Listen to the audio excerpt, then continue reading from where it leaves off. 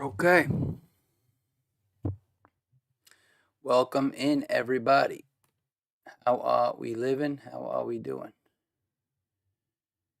Let me just make sure everything is popping off as per usual. Okay. Welcome, welcome. Let me just make sure of a couple of things. I'm going to mute this.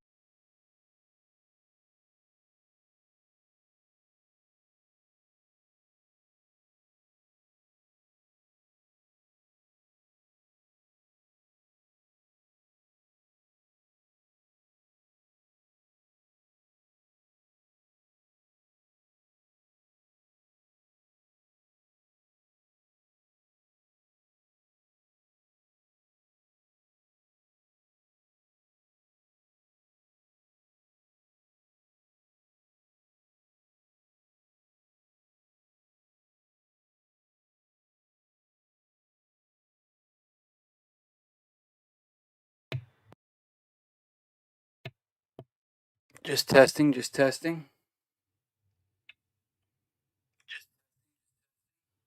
How is it? Smooth? Hopefully. All right, great. So I'm going to mute this and I'm going to just make sure everything goes good. All right. And welcome to the channel. All right. Hope it sounds good. Hope we're looking good. And let's get into it, right? Today, we are going over the meta tier list of Yu-Gi-Oh! Master Duels. I am your boy. I am your host. Today, Dreadcast. Welcome to the stream. Welcome to the channel.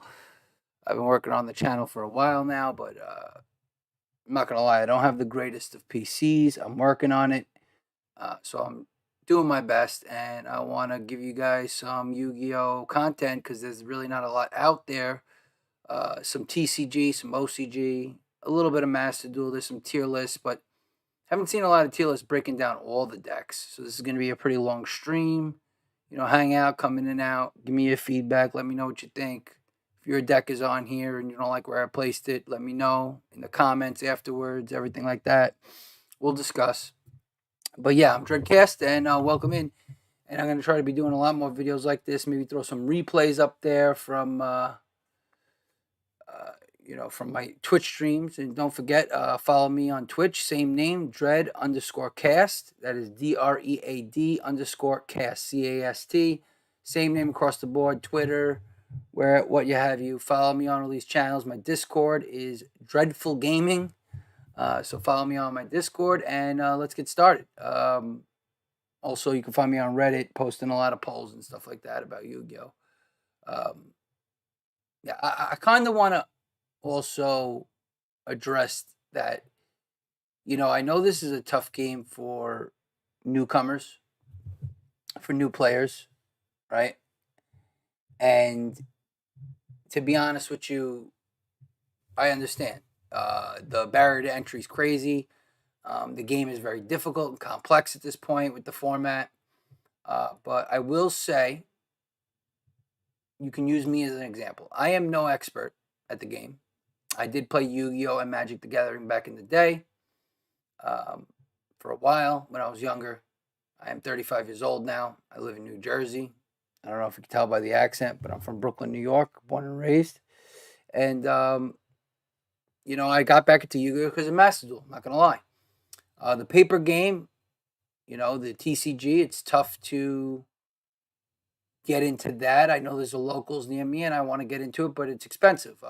So you got to be really into it to do that. I think it's just fun to have a free Master Duel game. And for newcomers, I will say that you can join this game for free and collect a lot of gems. I will say Konami's doing a little bit better in terms of events, giving out gems, and allowing newer players to maybe get their feet wet with maybe making a couple of new decks and learning the game. But there's no way to really learn the game in Master Duel. You really got to go find forums, Reddit, Master Duel, the Master Duel Reddit, you know, YouTube videos, and there's not a ton out there on the Master Duel in particular, but I will be doing some beginner's guides. I will be trying to go over stuff. There's a lot to go over.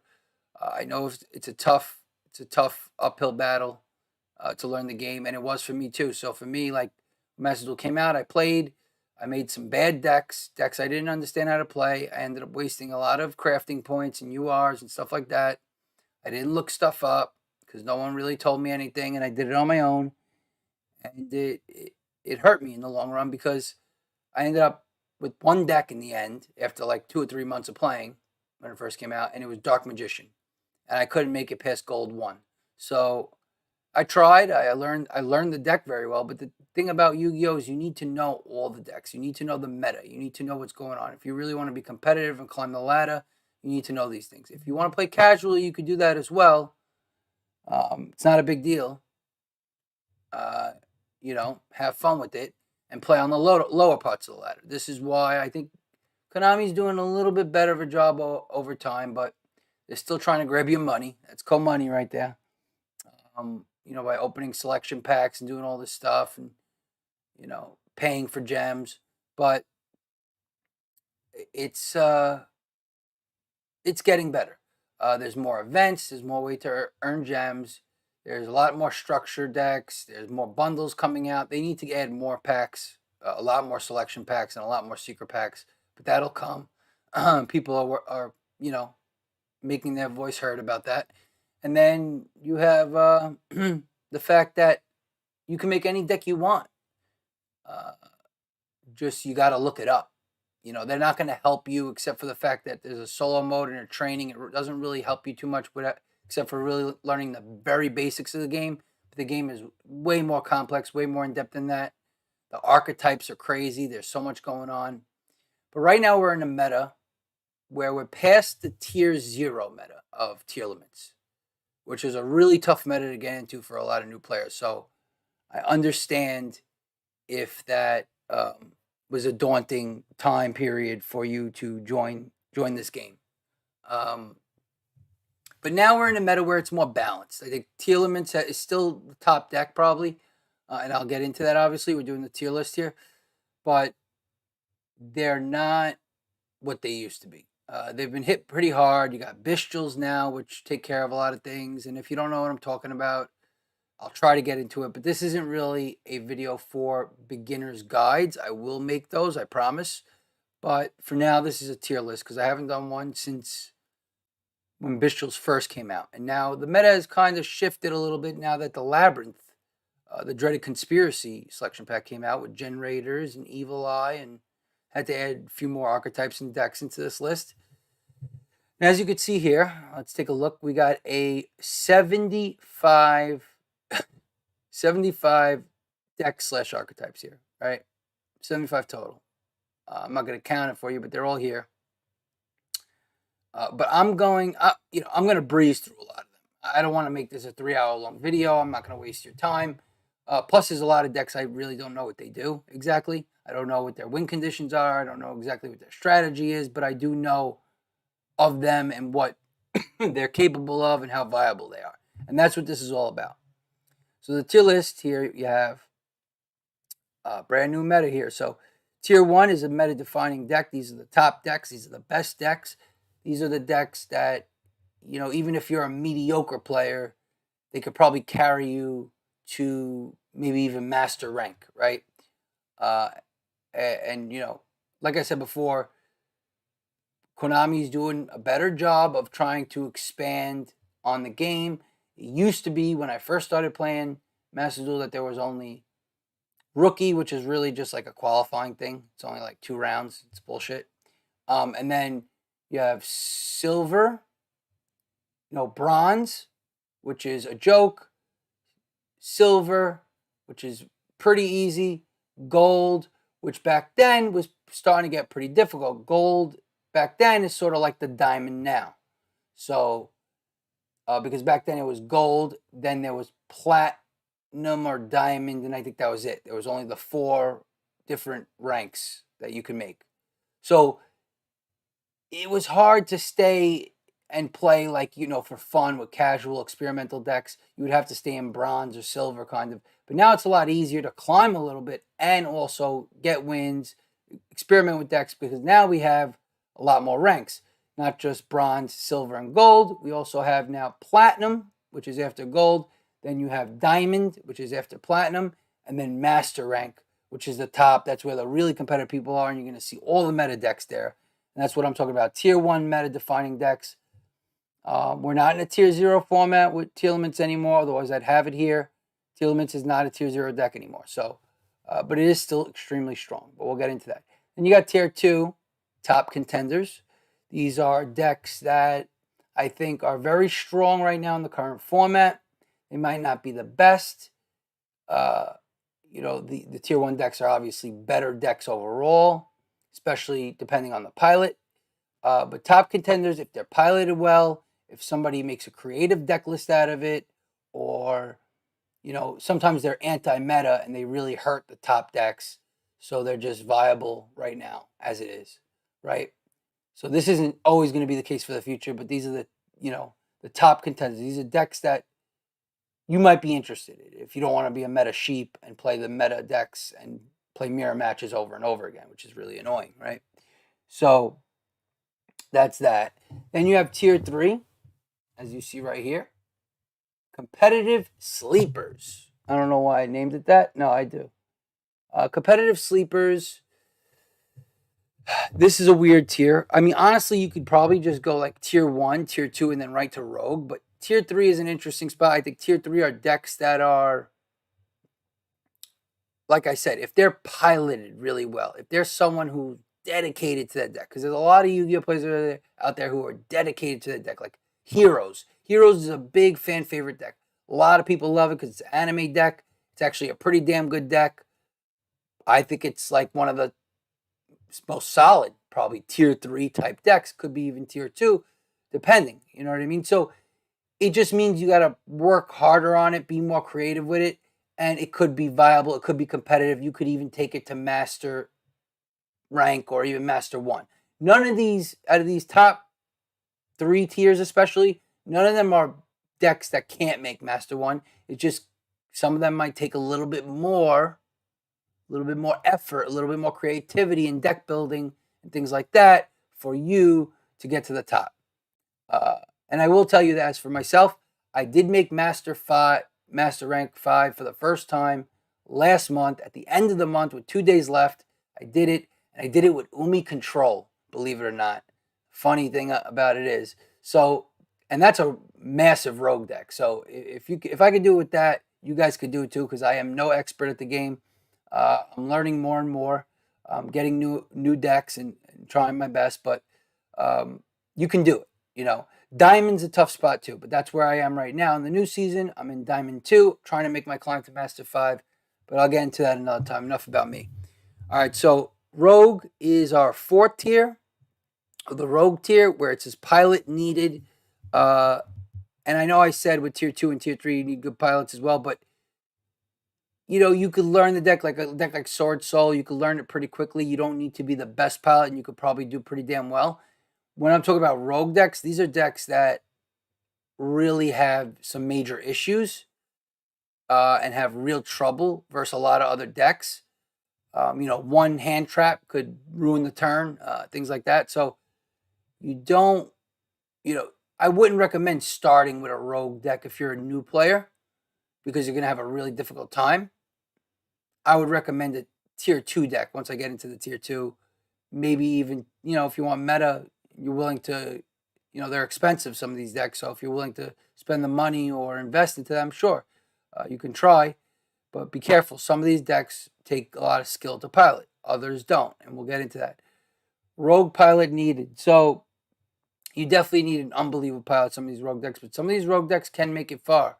I don't know if you heard about the North American YCS, the Yu-Gi-Oh Championship, where a kid took Cyber Dragons, which is a very, very rogue deck. This is TCG, by the way, and made it into the top 32. So, it's possible. If you're dedicated to a deck, you can do it. So even Rogue has an opportunity. Then I would say this is where don't even try building it. Don't even try playing it. If you do, play it in bronze or something and have fun with it. Because what are we doing? This is the what are we doing tier. It's like this deck is not viable. This archetype is not viable. Don't even mess with it. You know what I mean? So that's that right there. That's your tier list. Those are your 5 tiers, and we'll take it from there. Let's get into it. But before I do, just remember that take this with a grain of salt. Like I said, I'm no expert. I don't know all these decks. This is from what I've been seeing, and I've been playing Yu-Gi-Oh every day, Master Duel, every day, at least for a few hours a day. I stream it on Twitch. Follow me on Twitch at dread_cast. You can watch some games, some replays. I will be posting more on YouTube of my replays with certain deck profiles, etc., etc. Also, shout out to my man DC Plays. DC Plays, shout out to my boy, what a Dugan. He's popping off on YouTube right now. Check him out. He does a lot of deck profiles and stuff, and he's been really chill with me, and we've been sort of supporting each other and trying to push each other to help the game, help ourselves, and grow, and as well bring new players in. I think that's one of the biggest things that Konami is having a difficult time with, bringing new players in, and I understand that. So I'm going to try to help with that as well. But let's get into it. All right, so this is the meta tier list of end of July. It is July 25th. We got a ton of decks here. I just want to, reason why I did a ton of decks is because most tier lists, they're short, 25-minute videos. I get it. It holds your attention. But this is for the people who are really interested in all the different types of archetypes and decks they can build. Also, when I say archetypes and decks, there are certain things in here that are decks. There are certain things in here that are archetypes. They're all archetypes, but certain archetypes are like full decks. You know what I mean? Other archetypes can be hybrids with other archetypes to make full decks. And that can make it a more powerful deck, right? And other archetypes are just little engines. Engine, keyword to newcomers. Engine is a small, little functioning piece of an archetype. It might be only, 12, 13, 14 cards of an archetype that are very powerful, that work within other decks as an engine to help facilitate the deck, right? So keep in mind of these things, because I will say which ones are good archetypes or engines and which ones are good decks in general. And also, I won't be going over like Sprite Melfi, Sprite for hire. I'm not going to go over every Sprite variant. If I put Sprite in here, it's obviously Sprite at its best. Whatever the best variant is, whether it be for hire, pure Sprite, or whatever, that's the one. So the top, deck of that archetype, right? So, all right, let's continue. Anybody who's joining, welcome in. Catch me live here doing this. Usually I try to record these things, but I want to do it live because I think it'll be fun. All right, so this is in alphabetical order, which I don't like. I tried splitting it up, but it's kind of annoying, to be honest with you. And we got a ton of decks here. So I'm going to randomly try to pick out some decks. Maybe we'll go with some of the new ones first, since the new selection pack just dropped. And in the new selection pack, we had 4 new archetypes, which is, not 4 new archetypes, but 4 archetypes overall in the new selection pack, which is the Dreaded Conspiracy pack. We had Gen Raiders is one of them. Interesting deck, very cool deck, by the way, but definitely wouldn't say a top contender or a top meta deck. Evil Eye is another one, which is interesting. And then you have Labyrinth, which is a huge deck, got some huge support, and has definitely shifted the meta in one way or another. And then we also have the Trap Tricks, which is a fan favorite. A lot of people playing Trap Tricks, been running into it. And a lot of this is going to, that's why I say take it with a grain of salt, because a lot of this is going to be based off of what I've been seeing over the last 4 or 5 months, but also recently, because this is the current meta, and just the decks I've been seeing, and also what I just know on like masterduelmeta.com and from tournaments and all this other stuff. This is all taken into account as I rank these, because it is sort of a little bit my personal opinion, but I'm trying to be as objective as possible. So bear with me here. Also, when I'm done, leave some feedback in the comments. Be sure to like, subscribe, hit that notification bell. Please, I would love it. I appreciate it. And I will do a lot more of this if I see the support for it. And I will work hard to make it a lot better as well. So, all right, here we go. Let's start with the new archetype generators. As I said, here's generators. That's Har, one of their main deck boss type monsters that comes out. I could have used their big boss, the generator big boss, but it's all right. All right, so where does this deck belong? Generators is, I don't know if it's a new archetype. Like I said, I'm going to be very real with you guys. I don't know all these decks. That's why this is going to be quick, even though it's 75 decks and archetypes. But I have run into it a few times. I haven't seen too many people playing it in general in the ladder. But like I said, I'm in Diamond. I've been sitting in Diamond for a while because I made Master 5 last season. So I got dropped down to Diamond for the new season. You know how that works. And it is what it is. That's the archetype. It got some new support. It's got some really cool boss monsters. I will say, when it gets going, this thing could really like beat stick you. It's like an old school beat stick deck with some really cool effects for some of their boss monsters.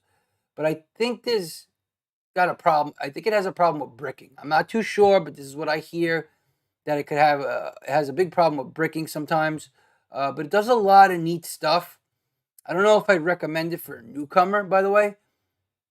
Like I said, I don't know the deck well enough, but I have played it a few times, beaten it a couple times, lost to it a couple times. It can be very overpowering. I just don't think it's a deck. Like, is it a meta-defying deck? Absolutely not. Is it a top contender? I don't think so. I don't think you'll see enough people playing it to make it a top contender, right? I think you'll see it once in a while, people who like the deck or want to mess around with it. So you might see it in like silver and gold a little bit here and there, maybe even platinum, because it does have that capability. Like I said, it has the capability to go really far. If somebody really invests their time into it and really tries to build it, intelligently, and deck building is a big part of winning games. But I will put it in Rogue. Competitive sleepers, I don't know if it's there yet. Just got the support. I can't say it's a competitive sleeper at this point. I think it needs a really, really good pilot. I think it needs someone who really knows the deck inside and out. But I think it also could surprise a lot of other people, because not a lot of other people know what the deck does. Like I said, I don't really know everything the deck does. I do know that, like, the Har and their Xyz boss monster, and these are like all rank 9s, by the way, big monsters. They can beat you down, bring out big monsters fast, and they can also pull monsters or cards from your field and attach them to their monsters using cards like their generator boss, the shadow boss, I think it's called. And this guy can also has some serious disruption. Like I said, I'm not going to get too far into it, but I think Rogue Pilot is, Rogue is a good spot for this deck, because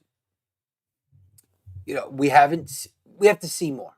We have to see how far it goes. Right now, it's got hype because it just came out. So if you go to like masterduelmeta.com, which I'll pull up right here, this is the latest top decks. If you see, you got Tearlaments, 62 decks right now. You got Sprite 39, Labyrinth popping off, of course, Dragon Link, Branded Despia, the usual suspects, Sword Soul, Trap Trick's getting a lot of love. Like I said, fan favorite. Exorcisters, always really good in this meta. But then, as you'll see, Rika, another great deck. But then you'll see Evil Eye out of nowhere in front of some decks like Emancipator, because people are just trying to play them because they're newer. They got new support, and Generators are up there. So that doesn't necessarily mean that they're great decks. Just means that a lot of people are playing them, and they're putting the decks lists out there, and that's the deal, right? So, all right, Generators. If you're interested, take a look. It could be. It's got cool artwork and stuff too. I would be honest. I think artwork is a big deal, in my opinion. If you want to have fun playing Yu-Gi-Oh, this is how you have fun. You don't need to have the best meta deck unless you want to be that type of person that competes at the very top level, and you don't care about being loyal to a certain deck or another, right? All right, the next one is Evil Eye. Can we find Evil Eye? I never heard of the deck in my life. Where's Evil Eye? You think I can find it? It would be under E, right? What's this? Evil Eye. That's exotic. There it is. Evil Eye, right? So that's like the Evil Eye, I guess, boss. I don't know. I'm gonna be honest. I don't know much at all about Evil Eye. This is a new thing to me. But what I do know is I did watch Decade. I don't know if you guys watch Decade. He's the one who does all the leaks on masterduelmeta.com, and he does a lot of good work on there. He puts up videos and he puts up tournaments, and they do a lot of good work over there. So check them out. Also for newcomers, great place to start, masterduelmeta.com, and also just watching Decade, and he'll go over combos of new decks and new selections, and he'll make predictions on what's coming out next, etc., etc. And Evil Eye was a deck that was in, I think, the top 16 in one of his tournaments. So people are playing it, but I think once again, this is a rogue deck. I don't think until we know more, until there's more creativity, more builds out there that could really compete with the meta out there, and really make an impact. I don't think it could be anywhere else besides Rogue right now. It has a couple of cool functions. It has a really good, I think it's a field spell or a continuous spell, something like that they use. That's extremely powerful. And then they got some other, basically they put up one big boss monster, and I think that's it. And then they equip spells to it, and it becomes a huge monster that's very hard to take out, and they beat stick over you. It's a really interesting strategy because it's just like this one monster that you got to take out, but it could just literally OTK you with the amount of how big of a tower it can be with the equip spells and all that. So I think that's the gist of it. Correct me if I'm wrong, but kind of sounds like Marincess a little bit, but maybe a little bit more powerful and probably a little bit less efficient. So rogue deck it is for now. I will put generators ahead of it slightly. It really doesn't matter. But I think generators maybe have a little bit more going for it, a little bit more versatility. But still, interesting strategy. Look into it if you want. Evil Eye. There's plenty of deck profiles on masterduelmeta.com. So, rest of the pack. So, I will do Trap Tricks next because it is part of the new selection pack. And Trap Tricks, there they are. There's the little Sarah. Trap Trick Sarah, their boss-esque monster that, it's a tricky deck. And I've been seeing it a lot, by the way. I've been seeing Trap Tricks a lot lately. I think people just love this deck. And it's also, and this is a deck I know a little bit more about. Obviously, it's a control deck. That can combo a little bit, though. It actually can it's like mid-range almost. Whereas Generators, I think, is more of a heavy combo deck. Trap Tricks is mid-range to control because what it does is basically it tries to bring out their main deck Trap Tricks monsters. A lot of them are unaffected by trap hole cards. Trap Tricks use trap hole cards, hole as in HOLE. Hole cards are, just these traps that basically can destroy monsters, banish monsters, depending on what they are. They've gotten some new support, some new trap support for this. Sarah allows you to basically continuously get resources through summoning monsters and then adding these normal hole traps to the field, and they could quickly overwhelm the field and overwhelm you with their monsters and everything. The only thing is their monsters are kind of weak and small. So if you skill drain them, for instance, and you got big bodies on the field, it's pretty much over for them. It's very difficult for them to out a big boss monsters like Psychic and Punisher, for instance, would be a difficult out for them. Like they have trouble with that. But it's great against back row decks because Sarah, for instance, the boss right here, is very, very good. It's unaffected by all trap effects, and there's other extra deck monsters like the Xyz monster, Pangilla, I think it's called. There's Adipus. They got a lot of variety of monsters, and they're unaffected by trap effects. So if you're playing like Labyrinth or something like that, or Stun deck, this deck can kill you very easily. You just got to be careful, and it's a fan favorite because another thing is about it is, and just like in Master Duel, where one of the biggest issues with Master Duel, I think, is that you flip a coin, one person goes first, one person goes second, and usually almost every deck wants to go first. There's very few decks that want to go second. So it sucks going second, which means you, and especially in a best of one format like this, you can't just not play going second cards in your deck. You have to play a certain amount of going second cards depending on what type of deck you're playing. You can play a lot of hand traps, or you can play some board breakers, whatever the case may be. But Trap Tricks is apparently one of the best going first decks out there in Yu-Gi-Oh! Even though I wouldn't say it's a super powerful deck or anything like that. I think it's just a very popular deck. But I will say it is competitive.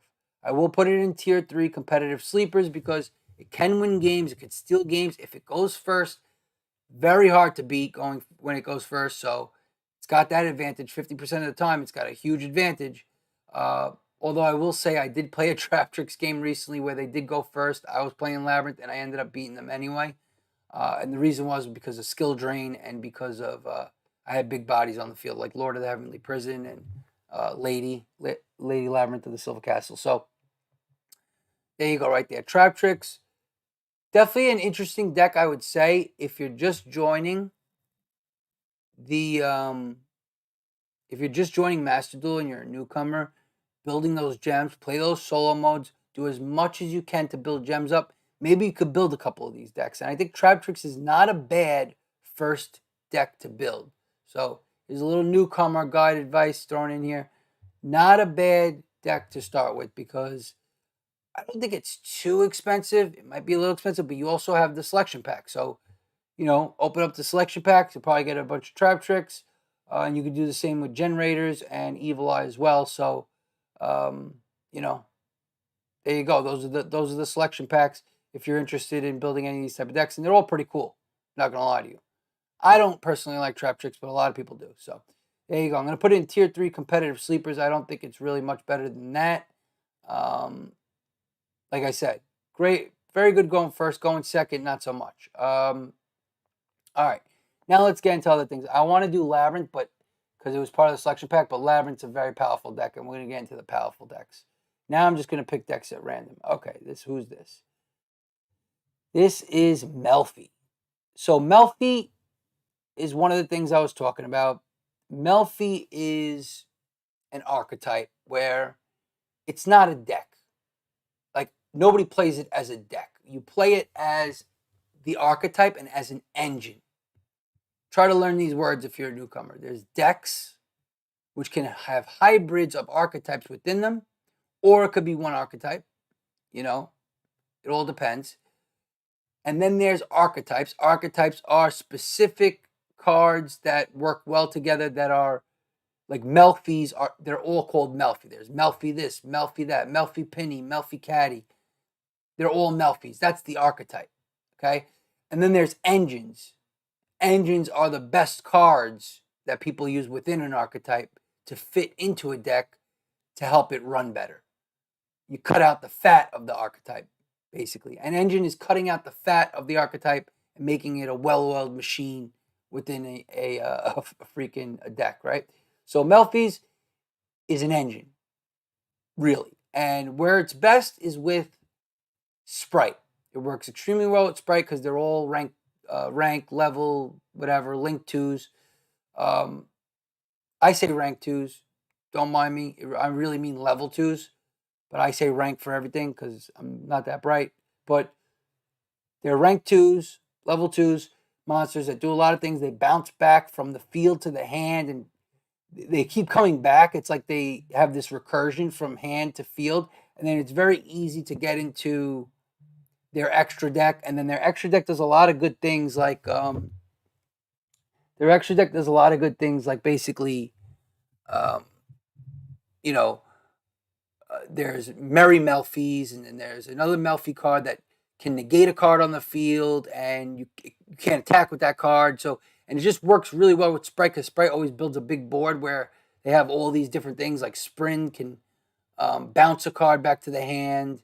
You have Masquerino, which they could turn into Avermax, and then it's very hard to attack through them. They could even make Herald of the Arc Light with the Melfi. So there's a lot they could do with it, and I honestly think Melfi's with Sprite, because like I said, I'm going to go with the best version of the archetype, or the best version of the engine archetype deck, whatever it may be.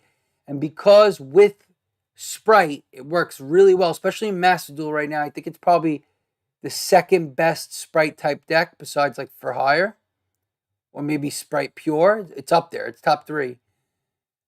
I'm going to put it in tier 3 competitive. It's hard to say, man. I'm going to put it there because on its own, it's nothing. On its own, it's rogue, or what are we doing? But because of the Sprite synergy and synergy with other decks, I'm going to say it's in the competitive sleepers area, because not everyone's going to play Sprite Melfies. They're going to play other things too. So you will see Sprite Melfies a lot, but you'll see other types of Sprite as well. Maybe even Runic Sprite Melfi or so. I don't know. You get all these types of weird variations, but the engine is very good. Let's put it that way. The engine is very good, so we're going to put it into competitive sleepers and leave it at that, because that's what it is. So don't look at it as a deck. Look at it as an archetype or an engine that can bolster, a full deck like Sprite, right? All right, so what else we got? Exorcisters. Exorcisters, my worst nightmare, my arch nemesis. I can't stand Exorcisters. The Stepsisters, oh no, the Stepsisters I can't stand, because I lose to them so much. But lately I've been doing a lot better against them because of Labyrinth, because I recently got the Labyrinth deck, and it actually does decently well versus Exorcisters. Before that, I was getting crushed with my Punk Bestials deck, and any other deck I came across that I played against Exorcisters, I get killed. So they're my arch nemesis, and they just kill me every time. I dread facing them, but they're a very good deck. And I think a lot of people they kind of sleep on Exorcisters. You won't see it too much, but you will see it. Say you play 10 games, and I'm talking about, I don't know if you're going to see it in the lower parts of the ladder, but I haven't been below Diamond in a while. So, I'm not trying to flex over here or anything, but anyway, saying I'm in Diamond is not a flex. But I haven't been under Diamond for a while. I've been floating in Diamond and high Diamond, low Diamond for a while. So what I see is what I see, and I see Exorcister probably once or twice every 10 games. Which is a decent amount. It's a good deck. It's a solid deck. It's a simple deck. Newcomer alert. Could be a deck that you might be interested. I don't know how expensive it is. I think it could be kind of expensive.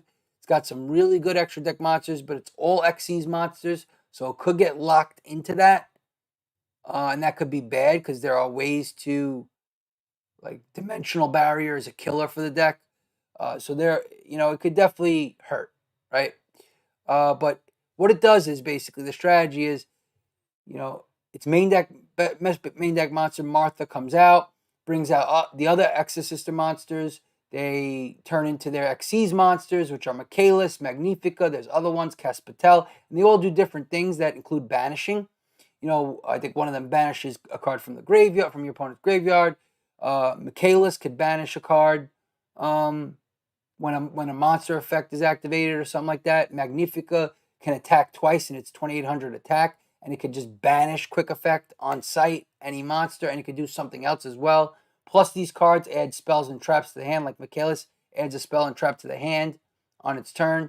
And then, they just get, like, these really good, like, just the cards within their archetype are just so powerful. Like, their traps, Returnia, and Vetus, like, these cards are excellent. They banish cards, just in case their monsters get hurt by, just in case their monsters get outed or can't use their effects, or they get negated or whatever, impermed, whatever the case may be. They have their backup plan, which are these traps, which can, basically allow them to Xe summon into a new monster, so now they get a fresh monster on the field just in case it gets negated, or they could banish a bunch of your cards and then you're out of resources. It's very difficult to play against. But I will say that my charger. Okay, I will say that it can. I don't know what's going to happen with the upcoming formats, and I'm trying to include the upcoming formats in this because it's very, it's very, it's going to be very different at some point. Cash Tira is coming out. That's a tier 0 meta deck in the TCG at one point. Now, I don't think it'll be like that when it comes out in Master Duel because they're not going to have. There's going to be certain things that are banned. Like they're not going to be able to lock all 9 of your zones. I know a lot of people are worried about that it's going to be broken. I don't think it's going to come out like that. I think it's going to come out with a lot of preemptive hits on the ban list. But it's still going to be extremely powerful. And that deck is going to kill Telements. Even though Telements is still good right now, that deck kills Telements because it's all banishing, just like Exorcisters. But it's just like a much better version of Exorcisters. So Exorcisters could become completely unviable once Cash Tira comes out. So I will say, be leery of building Exorcisters. I don't know how expensive it is, so if it's too expensive, maybe don't do it because the next format might not be great for the sisters. Okay, the stepsisters might be on their way down to the rogue tier. They'll always be around and they'll always be kind of good, but they're never gonna. I don't think they'll ever be tier 1. That's for sure. They're sort of like this floating deck that changes with the format. They could be as high as tier 2 and as low as rogue, depending on what the format is. And as long as Telements is good and viable and a top deck, I think Exorcister is also good and viable and one of the top decks. So actually, right now I'm going to put them in tier 2. They're a top contender because they could do a lot of different things. They're just versatile and very simple to play. So if you're a newcomer and want a simple deck, it doesn't have big lines of play. It's very much a control deck that has very short lines of play and can easily beat a ton of opponents. Just a strong deck. Plain and simple. Just a strong deck that relies on banishment. So there you go right there. Exorcisters. Pretty cool, pretty cool. For hire, very, very much like Melfi's. Not a full deck in particular per se. More of an archetype that's an engine within other decks to make them stronger. Because For Hire can do a lot of great things when it comes to efficiency and consistency. Oh, my leg. For Hire can be very powerful within the right deck. And usually, of course, with Sprite, it works really well. Of course, we always talk about Sprite because Sprite is just an unbelievable engine, an unbelievable archetype that could fit in so many other engines. And that's what makes it great. If you notice, the top decks and the top archetypes usually can play with a lot of different hybrid engines and archetypes within it because of their versatility and their efficiency.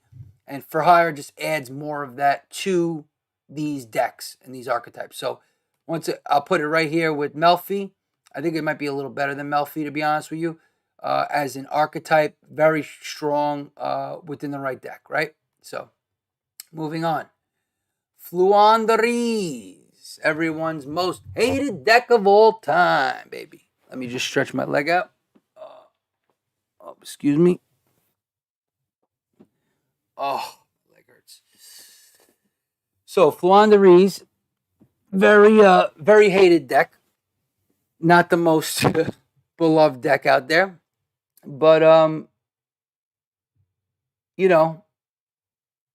sorry, I'm getting a couple of phone calls. It is what it is. It's Fluandaries. And I think it's funny because in other formats like TCG and OCG, you don't really see Fluandaries like up there on the tier list and up there in terms of being played heavily. They still get play. It's still a very good deck. It's a very niche deck. It's a very interesting archetype that literally has its own complete style of play. It's one of the very few decks that literally uses all in archetype cards. It doesn't really use outside, staples, and it doesn't combine and make a hybrid deck like Sprite and Melfi. It is its own thing, and it literally does everything that every other deck doesn't do. For instance, most decks special summon and combo off into crazy things. Flandreese, they normal summon, normal summon, normal summon. They never special summon. So they're unaffected by Max C completely. And Max C is a huge part of Master Duel. So just because in a best of one and everyone plays Max C, this deck plays around Max C. That's why it'll always be kind of viable in some sort of meta, because it'll never be like a bad deck. Let's put it that way, because it's always going to have that going for it. Also, has great trap cards and spell cards. It has its field spell, even though it's been hit a million times, the deck is still good. It summons a million times, normal summon, normal summon, normal summon. It also banishes, so it doesn't care about banishing. It can play all the banishing cards it wants. It could play D-Shifter if it wants. It could play all the pots. It could play all the things that it doesn't use the extra deck, so it could, it has that advantage. It has every advantage that every deck that's like anti-meta, like a control deck or something has, and some. You know what I mean? It could do so many things. And then its boss monster is Empan, which is basically a floodgate, because then everything has to be put in defense position, otherwise you can't use its effects. It also can easily go over the top of monsters and becomes a tower because it has another effect. And then they have Ryza, and Ryza is one of the big monsters which can basically, I think, bounce 2 cards. 1 card from the graveyard, 1 card from the field, one on the bottom of the deck, 1 on the top of the deck. So double bounce from Ryza. And then they have another one called the Apex Avion Miss Valley. That card's basically an Omni Negate. So they have their own Omni Negate. They have a card that disrupts and bounces 2 cards. And then they have their Floodgate Empan. Very powerful, very powerful. And also a cheap deck. So newcomer alert. Want a cheap deck that works really well right now.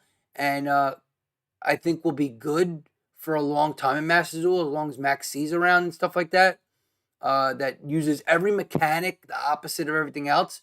The only thing I would say is if you do play Flandreese as a new player, you might have fun learning it and everything, but you're literally not going to learn the main mechanics of Yu-Gi-Oh! With Flandreese, because it literally does the opposite of what the main mechanics in Yu-Gi-Oh! Are. So not the best deck to learn the overall game, but definitely a cheap deck.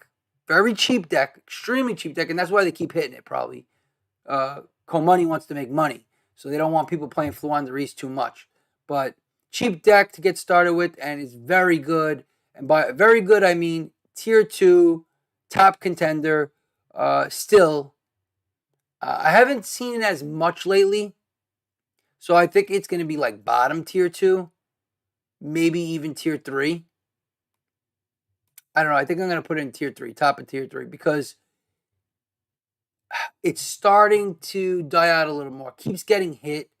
Empan is down to 1 now. It's a strategy that certain other things can completely screw it over. You imperm their first normal summon. They can lose just like that. It can lose so fast, but also can win so easily the way it's conditioned. So it's interesting, but definitely a really cool deck to play if you want to just get started. But I'll just let you know that most people hate the deck and can't stand the way it functions. So that's that right there. But I'm going to put it at top of tier 3. It's definitely very competitive, and a sleeper at that. It can win games. As long as Telements, once again, it's like Exorcist. As long as Telements is really viable, it really hurts Telements. It's a very anti-Telements deck. But once Kashtira comes, once again, I don't know where this deck's going to go. I don't know if this deck is going to drop all the way down to the rogue, of obscurity, like into rogue obscurity. I really don't know if it's going to happen. We'll see. All right, next we got Grass Piles. Grass Piles. That grass looks greener on the picture. The 2 of card that all these 60 card Grass Pile decks are playing. You could call them I wouldn't call them a Shizu Chaos decks anymore, because the Shizu cards just aren't that many anymore. There's just, they've all been chopped down to 1, except for Kekbek, which is at 2. Freaking Kekbek.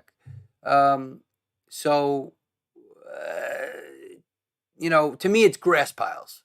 because they use grass. Hopefully they hit grass, which is a 2 of in a 60 card deck, which they always hit against me, by the way, for some freaking odd reason. And then what they can do is they could just mill their whole, like, mill 20 cards in their deck because their deck is way bigger than yours. And that's how grass works. And then they could start popping off effects from the graveyard and doing all sorts of stuff. Now, how powerful is the deck? It's been around. It's been doing better. Now that the Ishizu cards have died out a little more, it's actually helped the deck so that it doesn't get killed by Telements. So, actually a little stronger than it used to be, but I don't think it's like, I don't think it's definitely not a meta defining deck. Is it a top contender? It can be. It depends on the grass pile you're playing, and there's so many different ones. You could play like branded with Telements. You could play branded Telements with Punk, with all types of mixes of decks can be put into grass piles. So it all depends on what it is.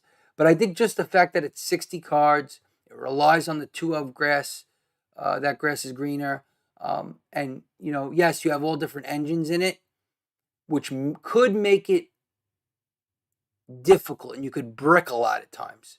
I've been seeing a lot of grass decks brick, but and also it's very expensive because you really want good cards in every single part of this deck. You're playing a 60 card deck, it better be every card better be good and efficient. And that's the problem with the deck. I think it's not completely great and efficient. I will put it at the top of tier 3, even ahead of Flaanderies, as a deck because I'm seeing it everywhere and it is kind of powerful. It can be really good. It's definitely just bricky, and you don't know what you're going to hit. You don't know what you're going to get into.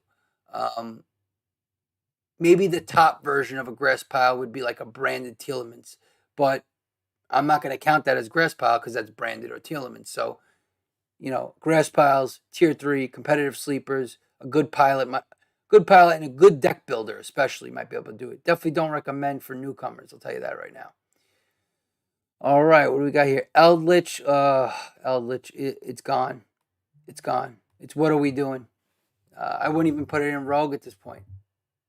I do not see Eldritch at all. I haven't seen Eldritch in forever. I think it's just crushed by everything now.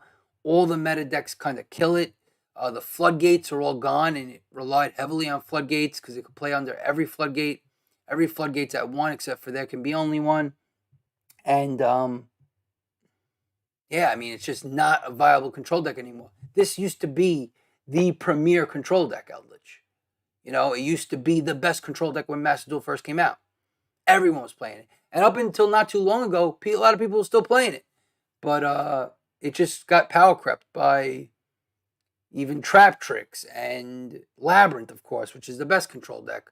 I even rather play Umi Control. I think it's a better deck than Eldritch right now. It's just the floodgate thing killed them, and it uses the graveyard a lot, and it's all dark monsters, and with the Bestials out there, it's just a mess. It's just a terrible format for them. So don't build Eldritch. It's a what are we doing situation. Unless you really love it and just want to have fun with it, you're not really going to go anywhere with it. You're going to get killed. Adamancipators. I put Block Dragon as the cover. I should have put an Adamancipator. But Block Dragon is the reason why Adamancipator is so powerful. Adamancipator, very powerful deck. Super combo deck that doesn't use the graveyard that much, although it does use it. It does a lot of excavation of rock monsters from the deck. I've seen grass piles with Adamancipators in it, basically. And a lot of times you'll see engines in it, like Vernisylph is an engine because it's an earth-based engine. So the whole thing is earth-based type monsters in this deck, but mostly rock. A real like hardcore Adamancipator deck is using rock earth monsters, which is what Block Dragon is. Block Dragon is just a broken card, one of that just keeps summoning itself over and over again by banishing 3 earth monsters from the graveyard over and over again. And then it could just keep bringing out more things and comboing off. And then the end board is okay. It can be really good. If you stop it a little bit, it could be hurt by it. So that's the problem with it. It's just like it combos off to crazy stuff, but it really relies on Block Dragon a lot. And without it, I think the deck would be significantly worse. It's tough to say where I put it. I think for now I'm going to keep it in tier 2 because of Block Dragon, and because in this meta with Tearlaments still being the top deck, it does extremely well versus Tearlaments because it doesn't have dark monsters or light monsters, so it doesn't really get hit by the Bestials from Branded. It doesn't really get hit by Tearlaments because it doesn't use the graveyard that much. It doesn't really get hit by Sprite, although that's a crazy matchup. It would just be combo craziness. It can do a lot of different things. It's pretty versatile. Very strong deck. I don't know if I recommend it to newcomers. I haven't really played it, but these very high, super heavy combo decks can be very difficult to pilot. So I wouldn't necessarily recommend them to new players, but definitely something if you're familiar with the game and you want a new deck to play that's definitely a contender that you won't see too many mirror matches. Emancipator is not a bad pick. I'm going to put it in tier 2. I think it's actually pretty damn good. What's this? Earth Machines. Earth Machines or Infinitrack or whatever you want to call it. Going second deck that puts up big Earth monsters, Earth Machine monsters. It's machine type monsters that are also Earth that can, do a lot of crazy stuff and kind of OTK you going second. That's what it wants to do. The problem with the deck is it's kind of slow. It needs a lot of things to go right. It can brick pretty heavily, and it can be stopped pretty easily as well. So it's just this like logging big deck that can do things and combo off into really big stuff. But that's if your opponent lets you do that. So it's not really the most viable, right? So to me, it's Rogue. And I'll put it behind Evil Eye, I guess. It's pouring outside now. I know a lot of people love this deck. It's a fun deck to play, I will tell you that. But it's just not really viable at the moment. It's just too plodding. It's too slow. And modern Yu-Gi-Oh is fast. Things happen in turn 1, turn 2, turn 3. Boom, it's over the game. This thing, wants to go second. By the time you go second, the way the boards are built in today's Yu-Gi-Oh, these going first decks build crazy boards, these combo decks, and then you pretty much can't do anything. So it just doesn't work. It just doesn't work right now. It needs something more. It needs new support. But it definitely could be something in the future. And the right pilot could definitely take it a long way. I will say that. Goaty. Goaty of the deep. That's that Goaty monster. What a beautiful archetype in terms of artwork and everything like that. Awesome, cool archetype. I actually have this deck, and I don't have a lot of decks. I have like six decks total, to be honest with you, that I play on Master Duel because I'm not spending a ton of money on the game. But most of my decks are control decks, except for Punk. But I do have Goaty. Interesting deck, very fun to play, very hard to pilot. It's all about timing, banishing. You do a lot of this stuff on your opponent's turn, and you could also kind of get crushed if your opponent like ashes you on your first play with, let's say, Lifeless Leaf Fish, where you're sending a shift to the grave because you need your tuners to get to the grave and then into the banish pile for the next turn because they come back from the banish pile onto the field, and then you could start getting into your bigger monsters and start banishing. But to get there could be difficult, and if you get stopped at the very beginning like that, you pretty much lose. If you don't, and you get to go further and get to go into those plays, then you have a really good chance of winning. So it's literally like a coin flip. It's like it's a 50-50. It's a good shot you're going to win if you get past that initial, opening of trying to. I mean, you're not really comboing. You're just literally trying to get your rank 2s into the banish pile, and then you get a couple of rank 4, level 4 monsters on the field, and then you try to build up into your synchro. It's all synchro. Synchro 6, which is Ariampos. Then you go into your Synchro 8, which is Ascan, and then you could banish something. And then at the very end, you could get into Goaty of the Deep Beyond and banish the whole field. And then your Goaty comes back. And based on everything that's banished, it becomes a huge beefcake, beat stick. And you can win like that. So it's just not super viable. It's, once again, slow, right? And it could get stopped on one play. So for me, it's just Rogue. I will put it ahead of Infinitrack. I will put it high Rogue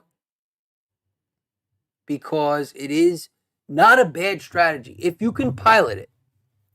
if you could figure out the timing and if you can make a nice build that actually is efficient enough that can do a lot of things, you can do damage with this deck, and you could bring it to master. But you might have a difficult time. You're gonna have to practice it and work it out.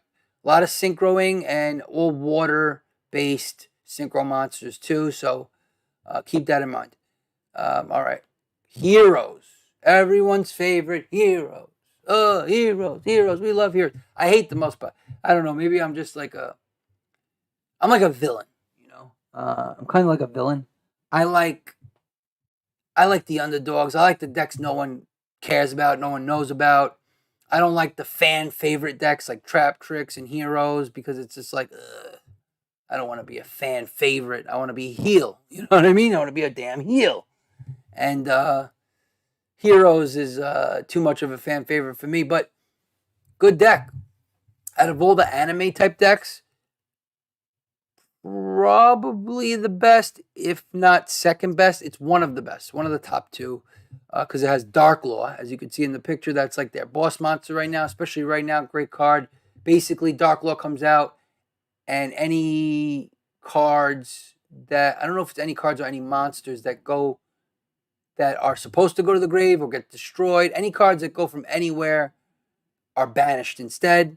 So I don't know if it's monsters or all cards, but basically it banishes everything that is supposed to be sent to the grave or, wherever else, or destroyed or whatever, right? So, and also it plucks a card from your hand when you draw a card. So really, really ridiculously good card. Sometimes annoying to get to. There's a lot of other plays you got to do with Elemental Heroes and, kind of got to go into these other plays and make sure they go through, but you can also stop it pretty easily. So I think it's kind of balanced and can be very good. And it's also very good in the meta. I don't know beyond this meta, in the Kashtira meta, I don't know how great it's going to be, but a dedicated pilot, a really good player can do work with this. So I am going to put it in tier 3 because it is competitive. It has Dark Law, it has Plasma, which is another monstrous card. It has DPE, which I haven't seen too much in the profiles lately, but it's got weapons. The thing is, it just doesn't have enough efficiency and enough different combo lines to go into to subvert expectations. You know what I mean? It's kind of predictable. I would say it's right here. It's above Trap Tricks to me and Furhire and Melfi because those are just engines. You could even put it ahead of Fluandereeze, but I just think Fluandereeze is such a tough deck. All right, I'll put it ahead of Fluandereeze. I don't think I'll put it ahead of Grass Piles, though, because the Grass Piles can be all types of crazy stuff that take you by surprise, and they're really good sometimes. The right pilot can crush you with a Grass Pile, by the way. Hero, same thing, but there's a lot more versatility with the Grass Piles. You know what I mean? So, moving on.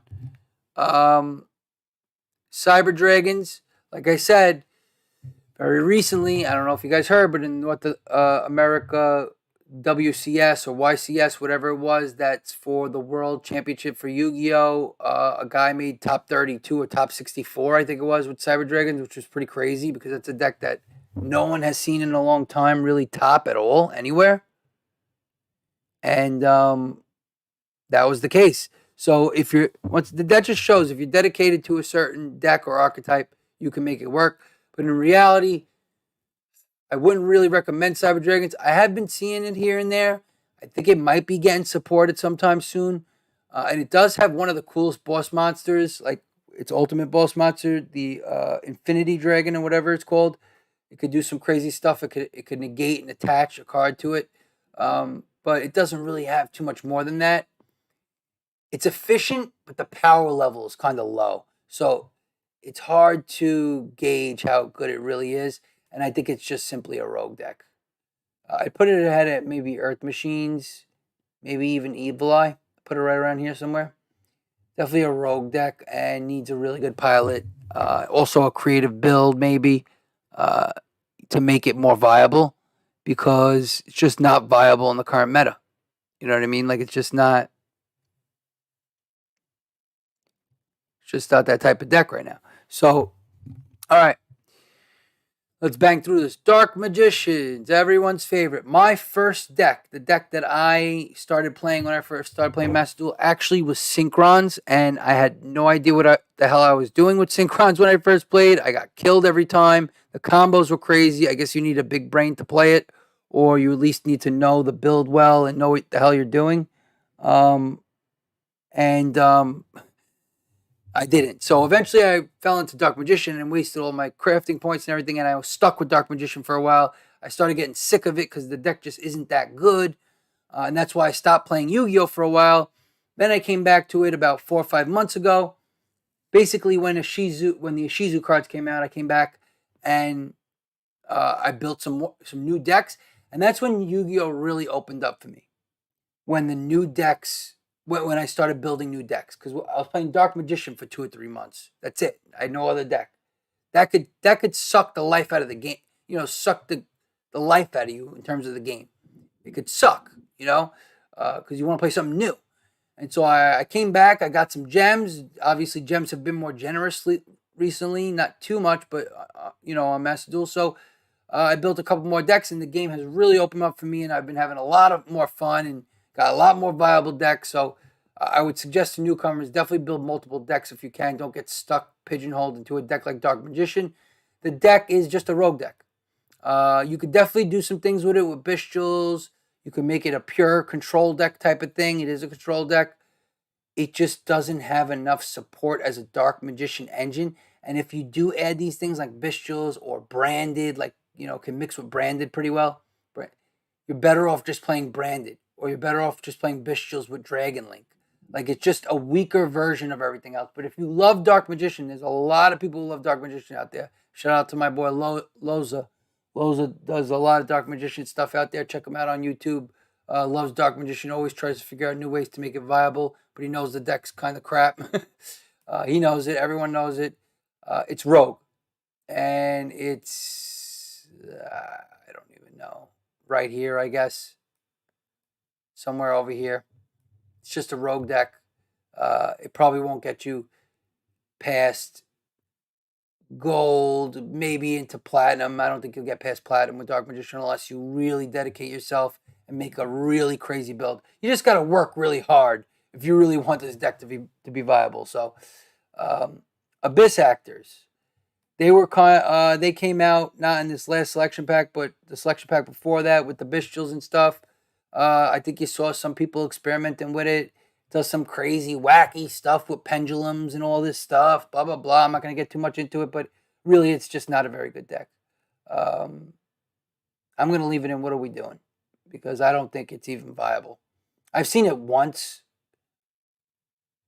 I don't know. It just doesn't seem viable at all to me. So maybe I'm wrong. Maybe it's Rogue, but what are we doing? Don't play Abyss Actors. What the hell are we doing? Black Wings. Black Wings. Another fan favorite. DuckTales. Whoa. No, not DuckTales. But Black Wings are pretty cool. Pretty cool archetypes. See, some people like the archetypes because of the artwork. And I'm one of those people who like the artwork and stuff too. But I also want a viable deck. I look for something in between. Black Wings. Can do some crazy stuff. Going first, it could actually pull off some crazy combo type things and have all these like continuous spells in the field that allows them to continuously normal summon. And then all these big monsters come out and it could do some crazy stuff. I'm going to be honest. It could just burn you to death with its extra deck monsters, or it could just overwhelm you with monsters on the field and do all this. But it's just not enough. It's easy to stop. You basically, you imperm or ash one of their cards, and then their turn could be over, which is like the definition of what happens to rogue decks. And what can I tell you? I mean, it can be good. Oh my god, my lights are flashing. This is very creepy. It can be good. I better end the stream soon because I don't know if this thing's gonna. Oh my god, there's a thunderstorm out there, boys. We're in trouble here, boys. All right, so let's start picking up the pace. Black Wings, cool, fun deck. You want to play around with this rogue deck? It's a rogue deck for sure, and can be fun. If you love it, maybe if you pilot it really well. Once again, it's one of those decks that can be good. It can take you places if you know how to pilot it, but you got to be real creative with it. And you really have to know what you're doing and be dedicated to it. So I would put it right here. It's definitely not weak. One of the top rogue decks, but it's still a rogue deck, right? Burn. What can I say about Burn? It's a true rogue deck that I'm going to put at the very bottom. I put Lava Golem there, even though like a lot of decks use Lava Golem. I use Lava Golem in my Labyrinth deck, but Lava Golem's kind of like one of those cards that burn decks use because it burns you every standby phase for 1,000. And a burn deck is just a gimmicky deck. Plain and simple. It's a gimmicky deck. It's a cheap deck if you want to play it and just have fun and mess around. You could even FTK or OTK with it by just burning your opponent to death. And that's basically what it does. It's a burn deck. Plain and simple. But yeah, you're not going to win a lot with it. Kind of wants to go first, I feel like, every time. And set up. I'm not too sure. But that's basically the gist of it. The whole strategy is to burn your opponent out. And it does work sometimes. It can take people by surprise. Let's put it that way. Not a lot of people expect it. So, Ancient Warriors. Ancient Warriors. Cool archetype. Definitely like the way the cards look. And I got beaten by this deck a lot, but I haven't seen it a lot lately, maybe because I'm in Diamond and it's just not that powerful of a deck. But it has some decent spells and traps that can help the deck out, build up their monsters, and their monsters can be hugely massive and just pummel you. It's literally like an old school beatdown deck with a little bit more support than that and a little bit more synergistic than that. But nothing more, nothing less. I don't think it's any more viable than Rogue. Although it can do damage, so I might put it right here in between Generators and Cyber Dragon. It has some power. It's not super weak, and a nice pilot could do something nice with it. To be honest with you, right there. Madolche. I don't know how anyone plays this deck. It's a bunch of lollies that eat desserts. You literally got Madolche tiramisu.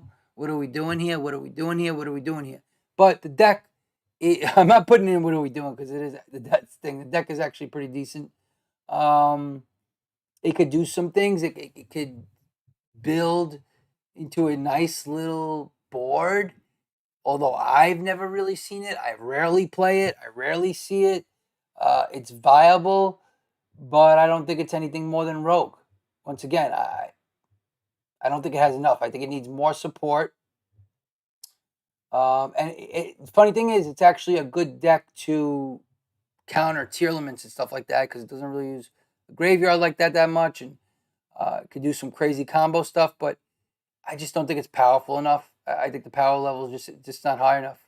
It's efficient, but I feel like it's like a much weaker version of Rika, which Rika could combo off into these amazing boards. This not so much, although combos off, but not into crazy boards. I don't think the boards are strong enough, but definitely could take a lot of people by surprise and beat people with some of the M boards and things that it could do. So I'll put it right here for now. Maybe it's ahead of some of these decks. I'll put it here, ahead of Ancient Warriors. We'll see. Code Talkers. Code Talkers are starting to get a little stronger, as you'll see later on. I think in the next format, you're going to start seeing some more Code Talker cards come out, and you'll see it becoming more viable of a strategy. The problem is the Cyber strategy right now, the Cyber's cards. Maybe Code Talker is the best option right now because Math Mech just gets killed by so many decks right now, and it's just like in a terrible place, Math Mech. But which we'll get into Math Mech next. But I think down the line this will be a better deck. As of right now, just Rogue. Because what does it do? It links off into a bunch of link monsters, linking. It could do some massive damage going second. Sometimes it could build a nice little board of link monsters that could, basically knock you out. But it also could be easily stopped, and it all falls apart. And then basically all it does is it goes into Access Code Talker, uses Update Jammer to blast you for 4,300 attack twice and win the game. That's what it's trying to do, but it doesn't work too often. So it's Rogue. Where in Rogue? I don't know. I'll put it right here. It's not that powerful. Be honest with you. Blue Eyes, what are we doing?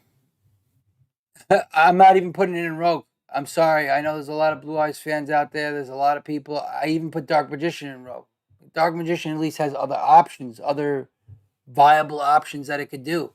Um, it has other things you could put in engines. Like you could put also a lot of different floodgates in the Dark Magician deck. There's a lot you could do with it right now. And Bestials can be played in Dark Magician.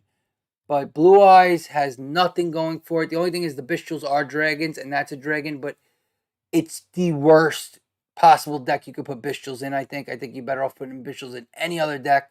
The deck is just hasn't had good support in a long time. All it's got is Jet Dragon and nothing else. It's just, yeah, it's a beat down deck. It could beat you down, but it's 1 in 10 shot that it's actually going to get that far. It's just, what are we doing? Like, if you love the deck and you want to play for fun in silver and bronze, sure, play Blue Eyes, but it's not a competitively viable deck. I think it's in What Are We Doing? I know. I'm sorry, guys. I hate to break it to y'all. Stun. Hate stun. Shit deck. I mean, people were using it before Labyrinth and Trap Tricks got all this support because it was like the only viable control deck that could really hurt the elements because it doesn't use the graveyard and could use all these, tech cards like Dimensional Fissure, Dimension Shifter, blah, blah, blah. I got the Fossil Dino on there, which basically says you cannot special summon monsters. So it just tries to stun you, lock you into not doing anything. And it's only viable going first, really. Going second, it'll get fucking destroyed. Sorry for the cursing, but that's the truth. But it's rogue because it does take people by surprise and work sometimes. I'd even put it ahead of most of these other decks. Put it right here, right around the Cyber Dragon area. Because, listen, stun works right now with the meta. It's the format. But it's always going to be rogue. It'll never not be rogue, and it'll never be anything more than rogue. Just the way it is. Mutant, I don't even know about Mutant, dude. I feel like it's just another engine. It's an archetypal engine. It's not really like a deck you'll see on its own. You'll see certain other decks use it as an engine to help bolster their engine and make it more efficient. But it's nothing more than rogue. I'm gonna put it at the back tier of rogue. Like, I haven't even really been seeing it at all, so maybe it'll come back into relevance. But it has a nice little loop of efficiency. But I don't know what deck is really using it right now. Maybe like I think punks can use it a little bit. Sprites can use it a little bit. There are certain decks that could use it, but I haven't seen it at all, to be honest with you. Marincess, interesting deck. The first water deck that we've seen, by the way. Remember this. Keep this in mind. That all these decks are like light, dark, earth. Basically, that's it. Maybe some fire and some wind here and there, but scattered. But first water deck. So keep that in mind. So this is a water deck, and because of Zealantis, which was a new card that came out in the pack with the Goaties, which was 2 packs ago. The deck has become a little bit more viable. Problem with the deck is it's extremely predictable. You know exactly what it's going to do if you've been playing the game and you know the meta, you know the decks, you know what it's going to do. What's it going to do? It's going to fucking try to build up using link monsters. It keeps linking off with Anima and all these other cards, Crystal Heart, etc., etc. It uses Battle Ocean, which is its field spell, and then it equips it 3 link monsters to its biggest monster, which I forget the name of right now. Argonaut, I believe it is. That's Argonaut right there, I believe. And then it's just a big, tall tower that's sometimes, depending on what link monsters you use, unaffected by card effects and stuff like that. So you just got to out it. Once you out it, it's pretty much game over for them. Or you got to stop them from getting to it, which you're going to, like, if you play Marincess enough, you know their line of play. They're just super predictable. But still a viable strategy. But I just still don't think they're viable enough. I think they're rogue, but they're high rogue. I would put them right here, maybe in this generator, Blackwing, Goatee area. I mean, they could be even higher than that, Marincess, to be honest with you. But I don't think they are. That's my personal opinion. I think people would put them higher than I put them. But that's fine. Dinomorphia. There's Rexterm. Rexterm, the floodgate of the Dinomorphia deck. Pretty interesting deck, but it relies solely on doing this one big play with all its trap cards, and then it gets Rexterm out there, and then if all that gets outed, it gets screwed. It also bricks a lot. Once again, Rogue. It's the Dino version of a control trap deck. Uses all these trap decks. It tries to knock all its health points down to nothing, because what that does is when Rexterm's on the field, that means you can't use monster effects if the monster has more attack points than the person who's playing Dinomorphia's life points. And usually they could get their life points down below 2,000 pretty quickly and easily on the opponent's turn, especially when they're going first. The problem with the deck is going second because it needs to set up this board, and I just don't think it's good enough. So I think I would put it right around here with Stun and Cyber Dragon. It's not bad. It might need some more support. It needs like a new card. You know what I mean? Like something new. Branded Despia. Let's get into the good decks here. This is a good deck, boys. Even though I hate it. Brain Dead Despia. They're brain dead. No, I'm kidding. Don't worry about it. Branded Despia, Brain Dead Despia. Yeah, we know what they do. Mirror Jade, Albion, Lubellion, blah, blah. And now they got their Bestials. Cool. Gimmick Puppet. Not cool. But guess what? Good deck. Solid deck. The problem is you hit them with Ash one time on Fusion, on, what you call it? How could I forget? Branded Fusion. You hit them with Branded Fusion on with the Ash, they're done. That's it. Alibur, normal summon Alibur, pass turn. Oh my god, my lights are going out again. We gotta hurry up and do this. Yeah, it's just, that's the problem with the deck. You can easily stop them going into the plays they want to go to. It's definitely a strong deck if they're able to do the things they want to do. Problem is, you can easily stop them, and they don't really have a lot of negates, by the way. So I don't think they'll ever be a tier 1 deck, in my opinion. I think they're always going to be tier 2, but they are at the top of tier 2 for me, because they are extremely powerful still. They're just not a meta-defining deck. I think they're always one of those decks that people love to play. It's a great deck to play. It's a simple deck to play. It's brain dead. Maybe good for newcomers, but it's also very expensive. And with the Bestials, they definitely became a lot stronger, but still in this place where it's like, they're not tier 1. Not for me, at least. Pendulum Magicians. Good deck. Solid deck. Probably the best Pendulum type deck out there, but that's not saying much because Pendulum decks aren't great. But it can work, and it's a good strategy. It should be good versus Telements because it doesn't really use the graveyard at all. It's all Pendulum stuff. And you would think that would make them much stronger, but even with that, they're still not strong enough. So that makes me think that the deck is good, but just not great. I'd put them at the top of Rogue, though. They definitely can do damage. And you definitely will see them on your ladder climb. They start disappearing around High Diamond, but you'll see them. You'll still see them once in a while. Dragon Link. Ooh, Dragon Link, baby. This is a powerful deck now. It was in Rogue. It was non-existent before the Bestials came out. Now that the Bestials came out, it's made the whole deck. It like fits into the deck perfectly. If there's one deck that the Bestials fit into perfectly besides Branded, it's Dragon Link. And Dragon Link is super powerful because of it. And it can build some crazy boards, and it can end on some crazy boards. I just don't think it's crazy enough. And I also feel like for all the thinking you got to do, you need to be a real pilot to pilot this thing. You need to be a real brainiac to get through these lines of play and get to where you want to get to. And then all it ends up on is a Borrelord Savage Dragon and a Borrelin Dragon, which is good, but it's not great. Yeah, it might end up with a Baron de Floor too, possibly, if you let them completely cook and just like get to their full max potential. But I really don't think the board is as strong as a lot of other boards, like Sprite, Telements, and sometimes even Branded can end up on stronger boards. But I don't know. It depends. It really depends on the pilot. It's still a top deck. I would put it right behind Branded as a tier 2 top contender because it is super strong right now.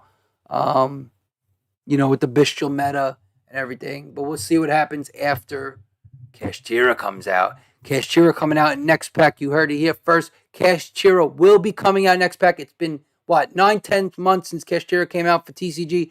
There's no way it doesn't come out soon. So save up your gems if you want Kashtira and you want a tier 0 deck that's actually cool, not like Telements or Sprite. Just kidding. Don't be mad at me if you're a Sprite or a Telements fan. You know, do what have you. Do what have you. I think Kashtira is going to be fun. But if you want to save for that, I'm finally going to be a meta sheep. I never do that. But I'm turning into a meta sheep because I just like the way Kashtira looks. I like the way the cards look. I think it's really cool. I also think it's really cool that all you need is this one card, a Rise Heart, and pass. And you can win the game with that. I find that to be really funny and interesting. But we'll get into Kashtira when it comes out. I don't want to go too crazy here. Exodia, what are we doing? What are we doing? It goes right into what are we doing because Exodia does not win. It wins probably 1 out of every 20 matches because it never wins going second, and going first it needs to hit all its cards perfectly without getting stopped by hand traps. Don't play it. Unless you want to just meme and play Exodia because you're an anime fan and you're a boomer and you blah, blah, blah, blah. Fine. But what are we doing? What are we doing, guys? Crystal Beast, one of my favorites. My favorite anime deck. And when I said that Heroes or this other deck are the 2 top anime decks, I think Crystal Beast is that other one. I honestly think Crystal Beast is bottom tier 3 competitive. I know. People might think I'm crazy. I think it's very competitive sleeper. Bottom, though, because the deck itself isn't like this super strong deck, but it has all these different options. It's actually pretty efficient for, like, if you play the control deck style is what I'm saying, not the other one where you're trying to bring out these huge, big rainbow dragon monsters from the extra deck. The control deck style can be really good. The problem is there's not enough monsters in this deck that are good. They're all kind of weak except for what you see here, which is the Crystal Beast Rainbow Dragon. But there's a lot of different things you could do. You could it bounces cards on the field. It doesn't use the graveyard. When their cards get popped, it goes into the spell and trap zone, which is to your advantage because then you can use that later to OTK your opponent, Ruby Carbuncle. I play this deck a lot. It's really fun. You can run Dimension Shifter. You can run so many things. Dimension Shifter.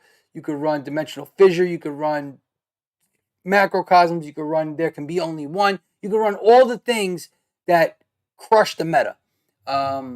In my personal deck, I run 2 D shifters. I run 3 evenly matched, 3 max C. I also run a 2 There Can Be Only One, and I run and just the deck, the stuff within the deck are great too. Like Crystal Conclave bounces one of your own cards and bounces one of their cards back to the hand. Any of their cards.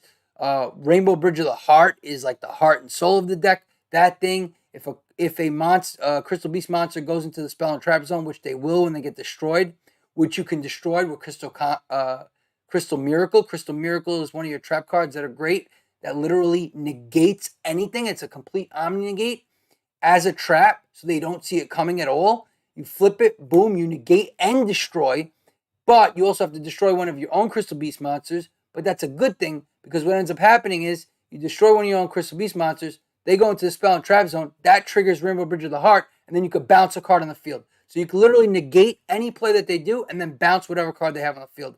Really good interruptions, really good deck. You just got to kind of learn how to pilot it a little bit, and the build has to be very, very right. But I think it's very competitive with the right pilot. Aghnisters. We know what Aghnisters do. It's a decent deck. I think it's been more of hybrid with like Scareclaws and stuff like that recently. And it can be powerful because it has the Arrival boss monster. It's just very difficult to get to. So to me, it's always going to be sort of this rogue type of deck. And I don't know if it'll ever be more than that.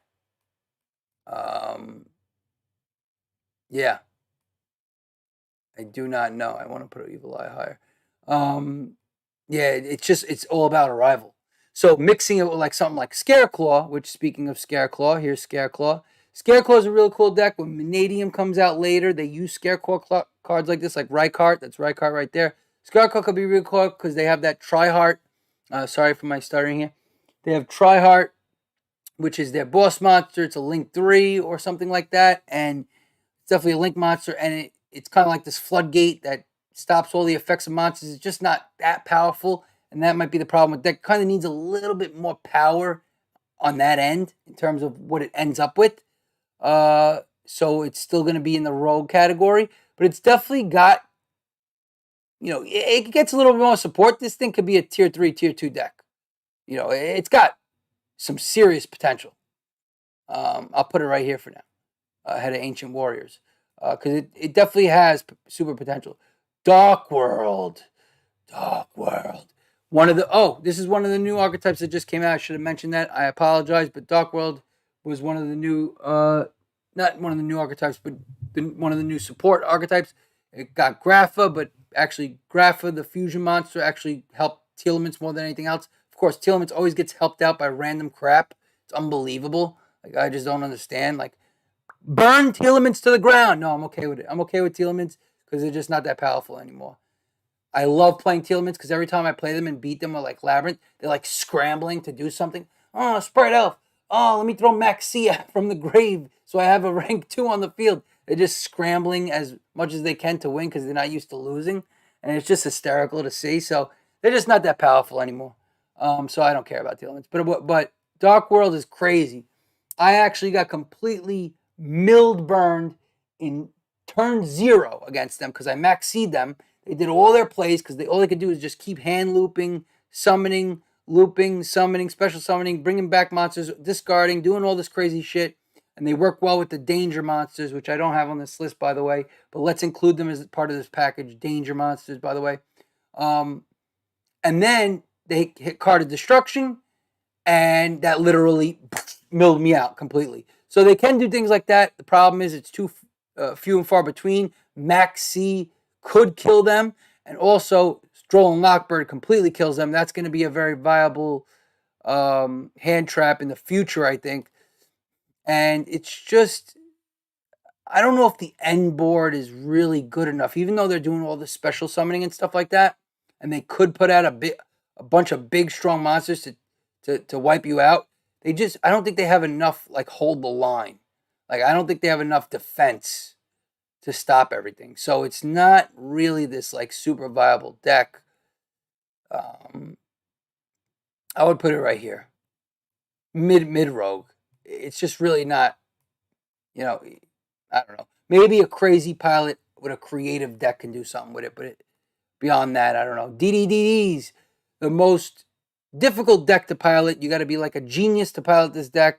You might, if you're playing the monster type event, by the way, you might be seeing some DDs, not full DDDs. It is kind of DD. There's some DDDs in there, but DDs are in there too, and you could tell they use these pendulum monsters and they bounce cards back, destroy their own monsters. They use like every type of mechanic in the game. It's crazy, which is really cool. I think it's a really cool deck.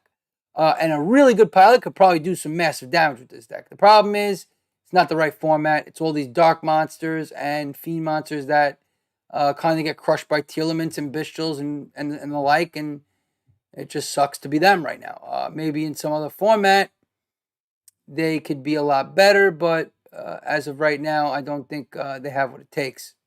A Shizu Chaos, this is sort of like a dead deck. It's kind of like Grass Piles, but the Grass Piles are better.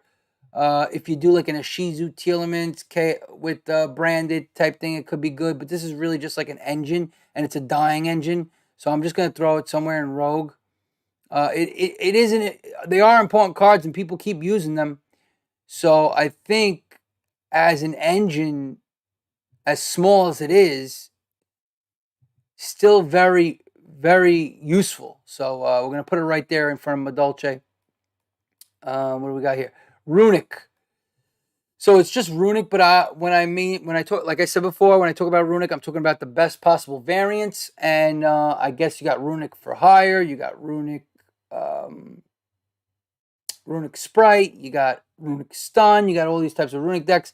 But let's be honest, the best type of Runic deck, which I think is going to be Runic for hire moving forward. I don't really know. I could be wrong. But to me, it's a tier 3 deck still because it could still really take a lot of people by surprise. It has really good cards. It's a really toxic engine that can do a lot of things that's so different from other decks. And it can be a killer. It can be really annoying to deal with. I'm actually going to put it really high here. I actually think it's better than Trap Tricks.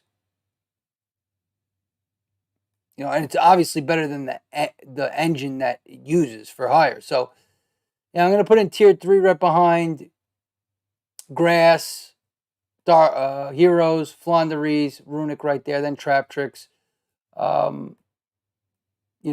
think it's still viable. Hate to say it, it's still viable. Even though Telements kills it, but guess what? Runic disappeared when Telements was tier 0. Now Telements is tier 1, and it's been slowly getting worse. Runic has slowly been getting better. That's the way the scale of the pendulum works. Notice what I did there? Dragon Maid, sort of a deck. Can use the Bestials a little bit. It ends on the Shao, the Dragon Maid Shao card, which is like this Omni Negate type thing, but that's about all it's got.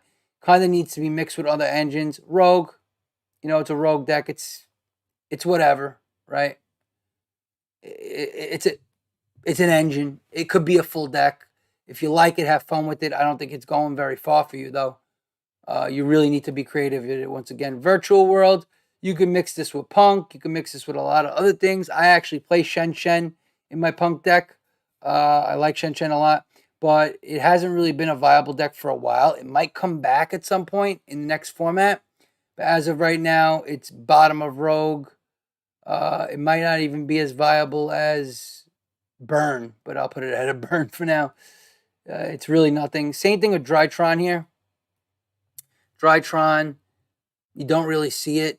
Like Virtual World, very similar. Both really good engines and archetypes that at the beginning of Master Duel worked really well. Now they kind of disappeared. They just got power crept or whatever. But I could see these coming back. Drytron could come back because you got the Heralds coming back at more than one.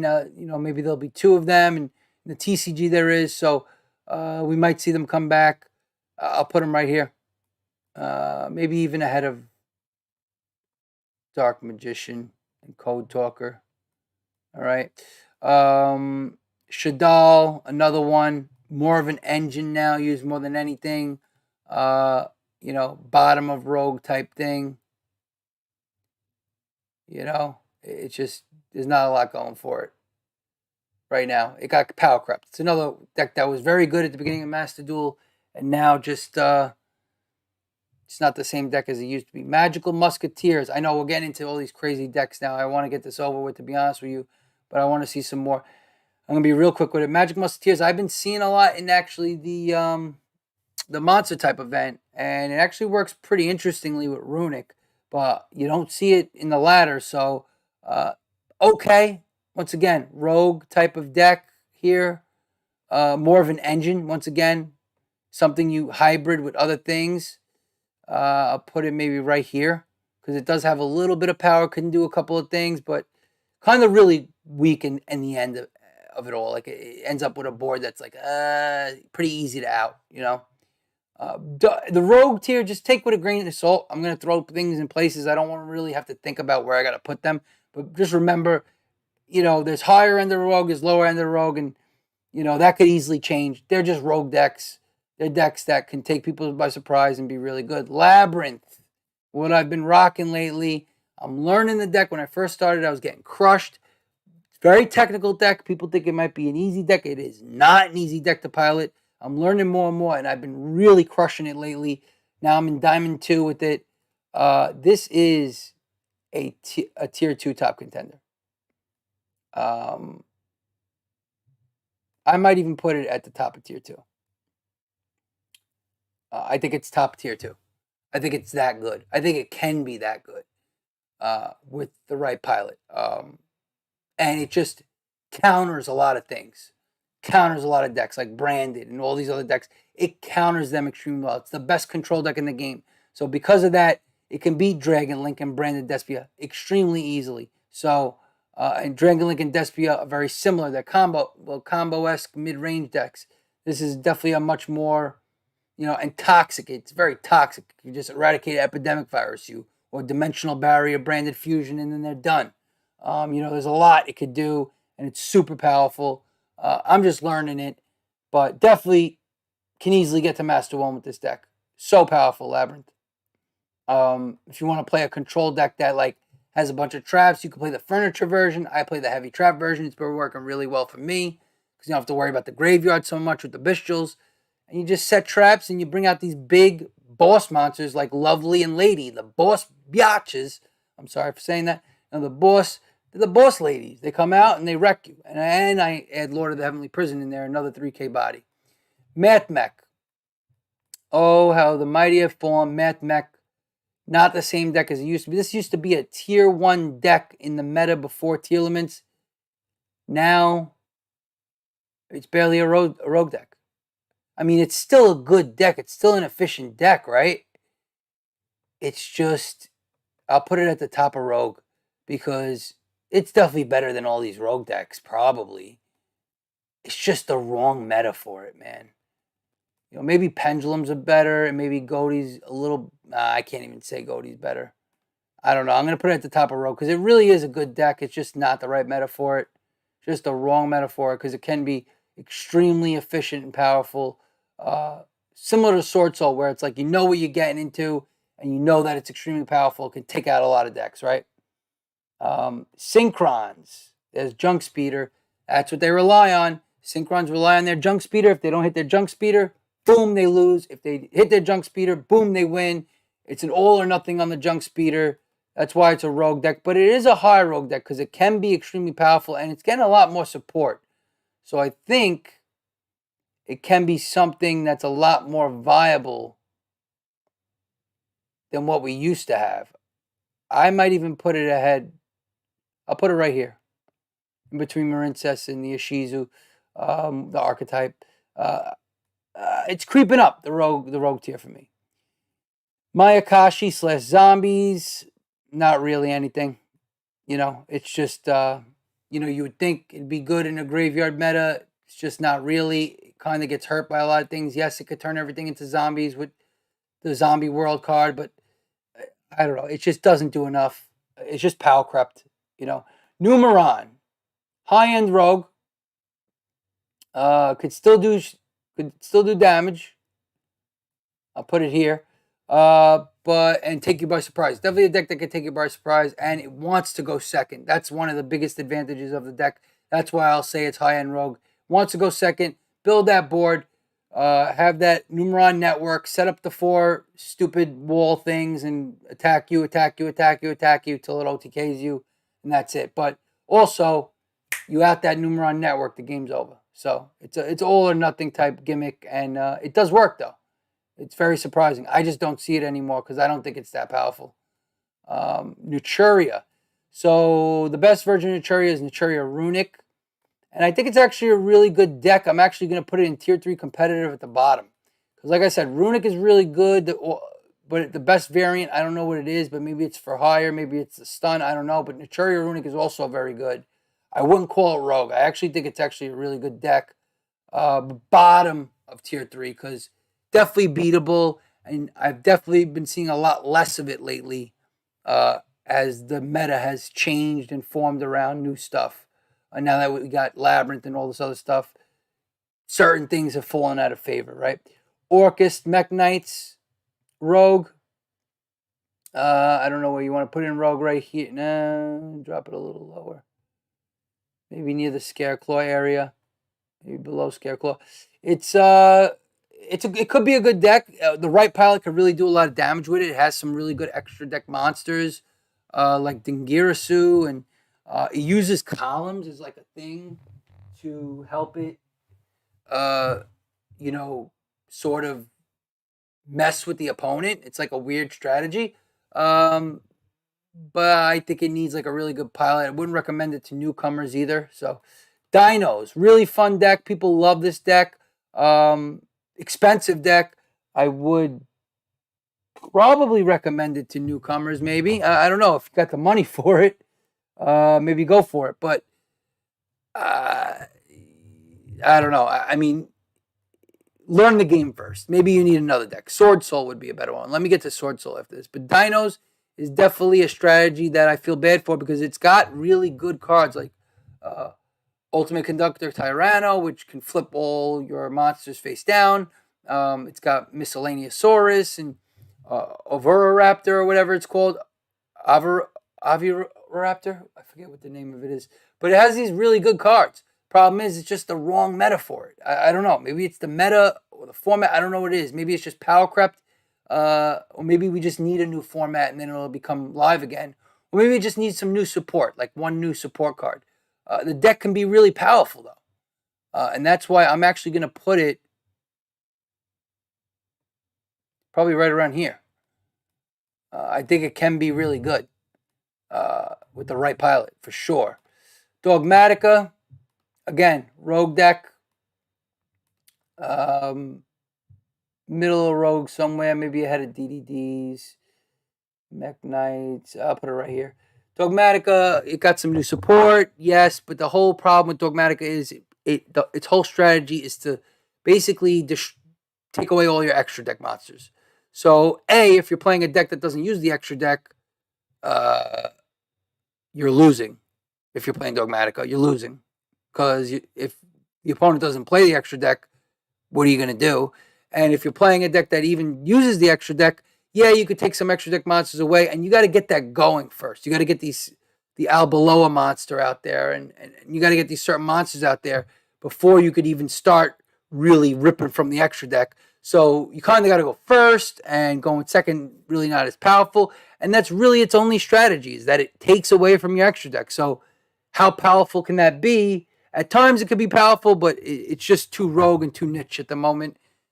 Even with the support, just not good enough. I'm not seeing it anywhere either. Kaijus. Kaijus are really interesting because they could be really good at times and they could really take you by surprise.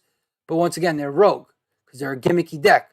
You're just kaijuing, you're taking away things. You're probably using a lot of hand traps and shit like that to basically wind down your opponent's resources till they got nothing.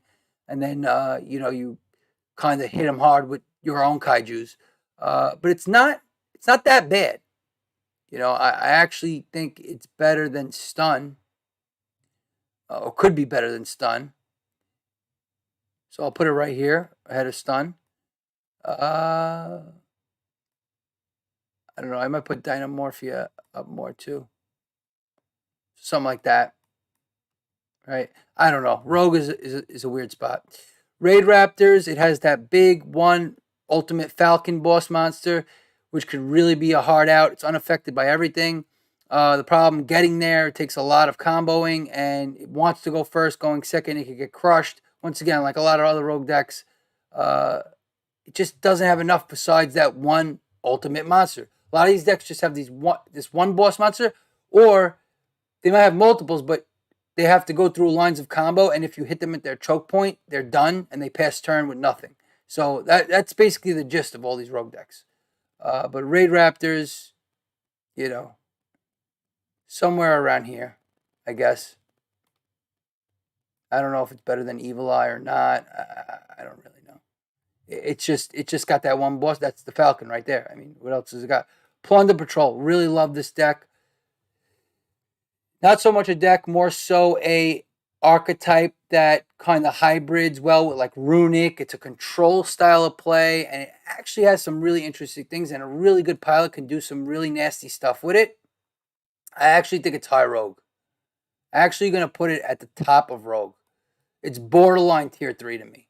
With Runic and with like the certain right strategy, hybrid strategy, Plunder can be really powerful and really stop your opponents control-wise. So keep that in mind. And even though the selection pack just recently got off the market, might be something we want to look into. I don't know how expensive it is, but if it's not too expensive, if you're looking for a control deck that's pretty cool, pretty fun to play, and that can mix with other decks, that might be the deck for you. Sprite.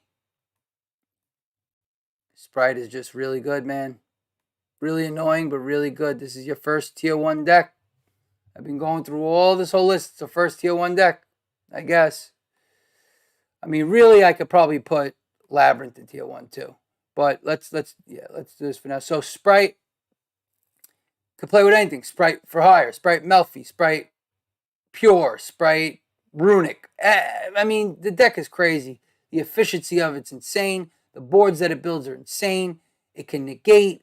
Um, its only one little flaw is that it doesn't really have big monsters, but then it just like gamma bursts. So it has all these spells that boost up their monsters and just they could OTK easily, or it has all these spells that could stop you from doing things. They don't even need outside archetype cards because their whole in archetype is amazing. They have negates, they have things that banish, things that destroy, they have everything they need within their archetype, yet they still have room to play non-archetype cards. The deck is just really, really strong. Haven't seen a lot of it lately since Labyrinth came out, and I don't know why that is. I don't know, people are probably playing Telements with the new Grapha, or they're playing Labyrinth or whatever, but Sprite is still one of the most powerful decks, there's no question about it.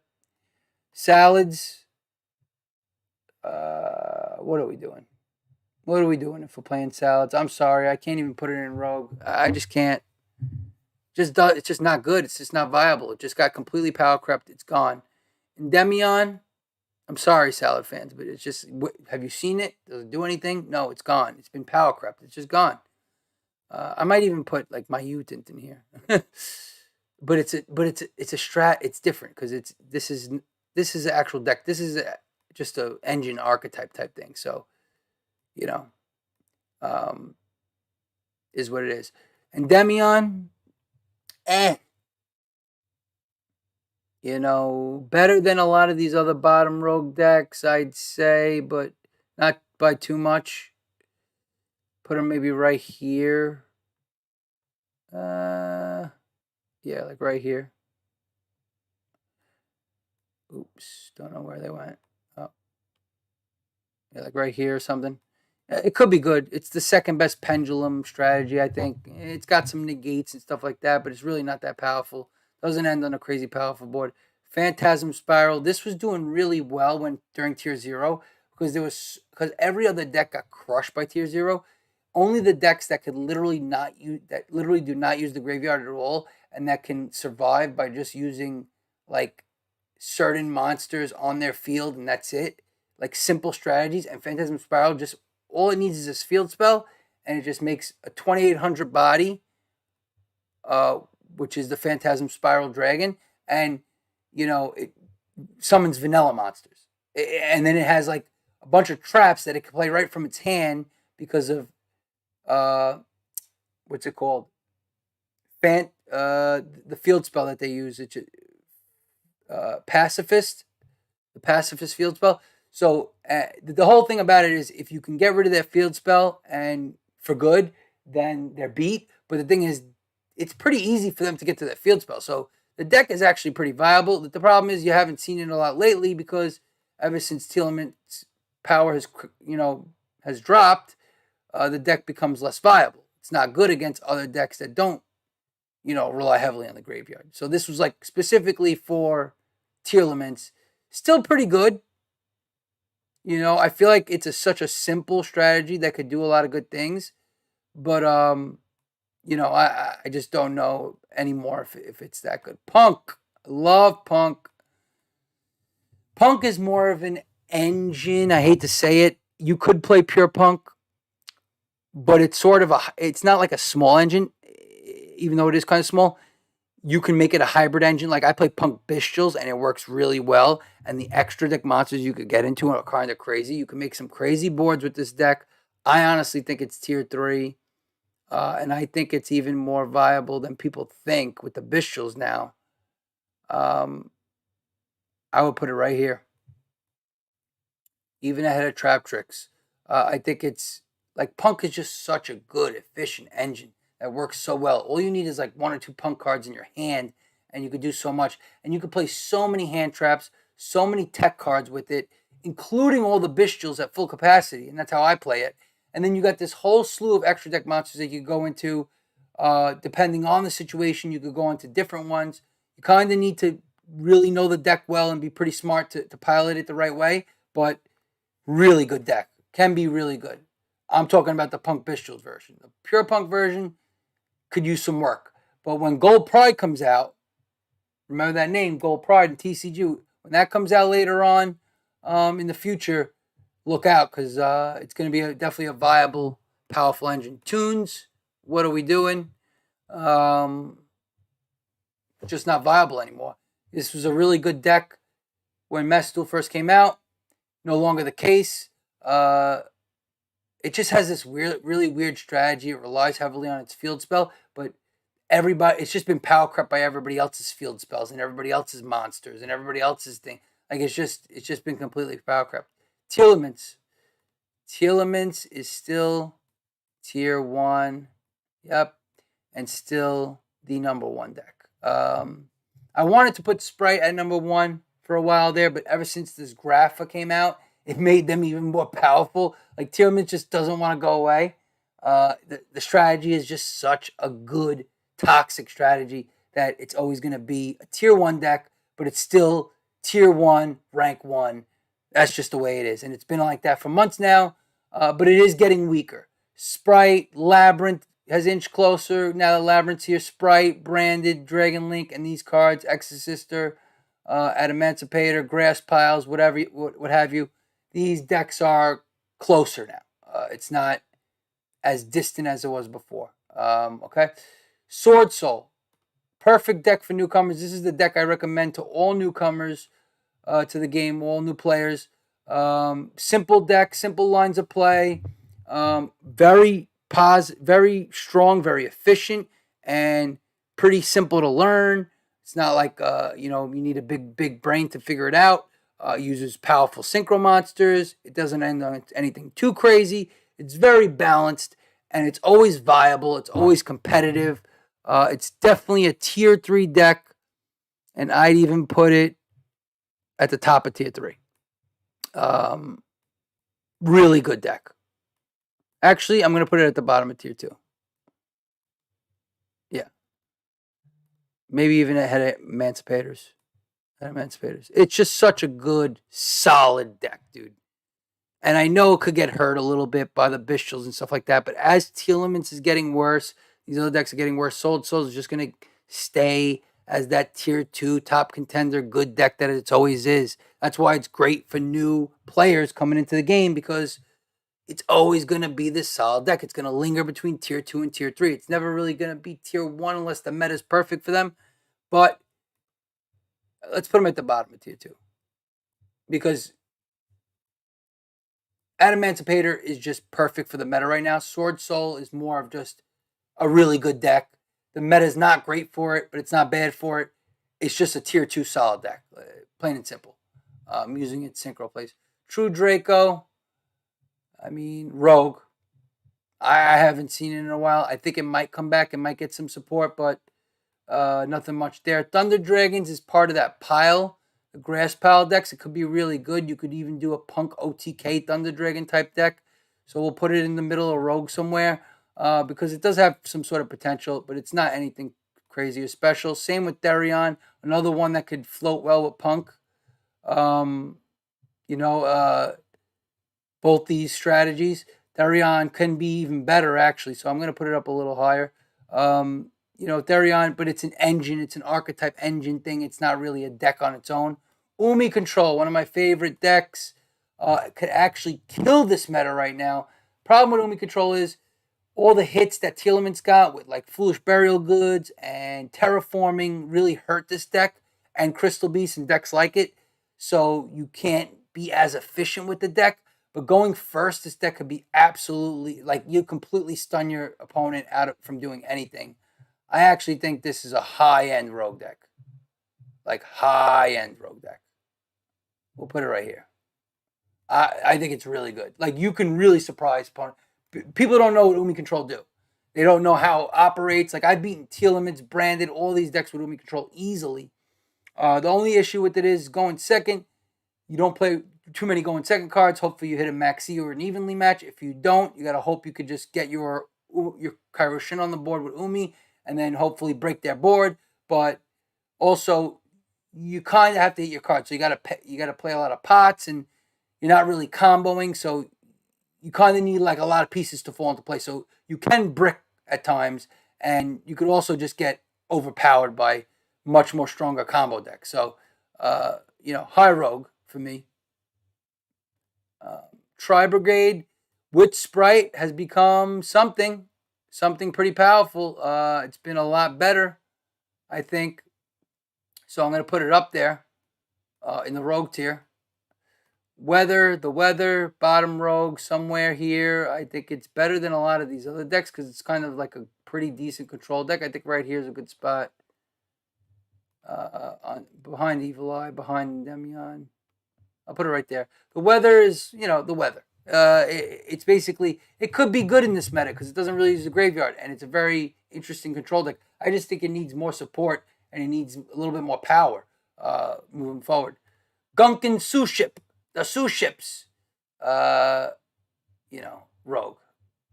Just Rogue. I don't know where in Rogue. It's the Suships. You know what I mean? Like, pretty bad Rogue, probably. Yeah, I'll put it right there. It's just not a viable deck at the moment. I don't think you can do much with it. You could have fun with it. That's about it. Subterror is another control deck. Unfortunately, not the right meta for it. It needs a lot of help. Labyrinth kind of kills it. I'm not going to put it in What Are We Doing, but it's not very viable at the moment. It's a flip summon deck. It has Guru. It could play a lot, certain floodgates and stuff like that, but it's just not that great. You know what I mean? I'll put it over here. It's not that great at the moment. Spiral, it could get better if they get support. Spiral's really good. Spiral, very good. I would put it in Rogue, high Rogue somewhere. Probably ahead of Goaty and Dinos. I'll put it right behind Umi Control because I think Umi Control is better in my opinion, just because of the meta. Spiral is just like a weaker combo deck than all the top combo decks. It could build a nice board, and that's about it. Sky Striker. People love Sky Striker, but is Sky Striker good? The answer to the question is it's decent. It's not great. You stop their main gimmick of using spells and bringing monsters, keep going into their links and, Kagari or whatever. Like, you can stop it. It's really not that powerful. It's never going to OTK you or anything like that. But it's still a high-end rogue deck. It's still got power to it. So I'll put it right behind Dinos for now. Rika.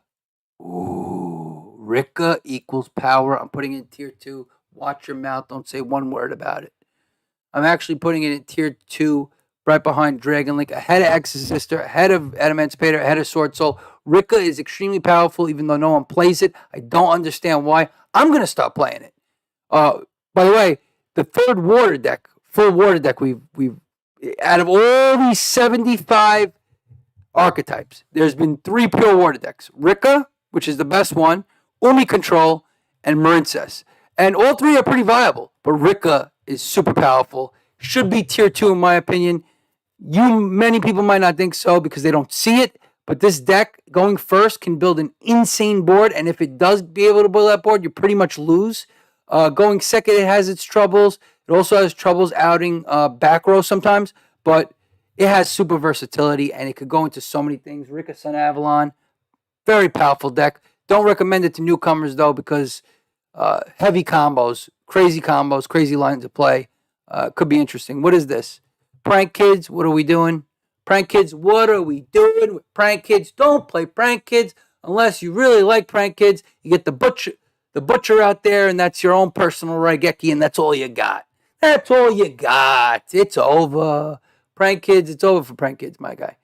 Maybe one day when it comes back, I'll put it back on Rogue. I just want to throw some more things into What Are We Doing, because the What Are We Doing category is very, very light. The Rogue category is super heavy. We expected that, though. And what is this list deck that I have no idea what it is? Hold on one second. Is that Kurikara? I believe this is Kurikara. Kurikara could be really interesting. I think it's high Rogue, potentially. I'm going to put it behind Tri Brigade and behind Synchrons. Yeah. It could do damage, Kurikara. It could, it has plays. It wants to go second. It wants to basically out your board and out all your big monsters and just leave you with nothing except what it wants to leave you with. And so it has that potential, kind of like Kaiju's. But there you go. There you have it. This was a long one. Sorry about the time. I wanted to really, go into basically all the possible decks. I'm sure there's some decks I missed out there, like Lunalight and I don't know, certain other roguish decks or what are we doing type decks out there that I haven't touched on. But this is pretty much the gist of it. A lot of, and look, and as you can see, there's just not a lot of great decks out there. There's a decent amount. Look what we have here. We have 3 in tier 1. We have Tearlament, Sprite, and Labyrinth. You got your big control deck and your 2 big combo decks at the top.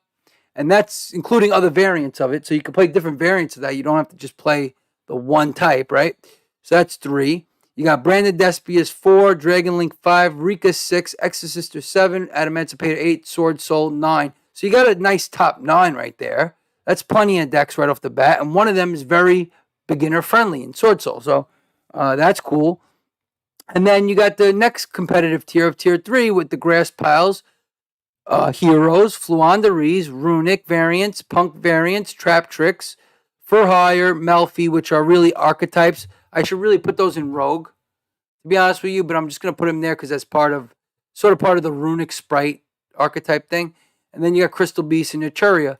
The rest, Plunder Patrol, you could give or take. You could probably put it at the back of tier 3 or whatever, but what did we say here? 3, 6, 9, 10, 11, 12, 13, 14, 15, 16, 17, 18. You got about 15 to 20 decks total here. Maybe some of the high rogue decks that are viable, that are competitive, that can do something, that you can go on win streaks on and maybe make master. But the rest of them, you're going to need to really hone in your skills, really be creative, really narrow down your deck build. Deck building is huge. Don't forget that. And really make sure everything of your deck is correct. And you got to know exactly how to play your deck. And you also have to know how every other deck plays. And that's the whole thing about Yu-Gi-Oh! And that's what makes it difficult. You got to know what you're playing against, how to play against it, where to hit their choke points. What does your deck do well? What is the strengths of your deck? What are the weaknesses of your deck? You need to know all this stuff. So you can pilot any of these decks and do well. I would just recommend those top 3 tiers as opposed to the Rogue. If you want to have fun, play the Rogue ones. Maybe even play the what the hell are we doing area. But you got about 15, 20 viable decks here. So take a screenshot of it. Check it out. Let me know what you think. Give me feedback. I want to know what you guys think. I want a discussion. I'm going to be doing more videos. I'm going to give you replays of my Labyrinth, of my Punk, of all types of stuff that I've been doing lately. I want to see some of your replays. Send them in to me. Go to Dreadful Gaming. That's my Discord, Dreadful Gaming. Check it out. I am Dreadcast, Dread_cast, both here on YouTube and Twitch. You can catch me all the time live, streaming the game and doing my thing. And appreciate you guys. Appreciate the support. Hopefully next time we'll do some more stuff, fun stuff, maybe some stuff for the beginners out there. Love beginners. We want to bring new people to the game. The game is fun. Come to the game. It's fun. Trust your boy. I know. It took a lot. I had to go through some growing pains, but if you do a little research, you get into it a little bit, you'll like it. Build some decks. You'll have fun. And here's the decks. Now you know all the decks. Look them up. Go to masterduelmeta.com. Check them out. Catch y'all next time. Appreciate it. And stay safe, everybody.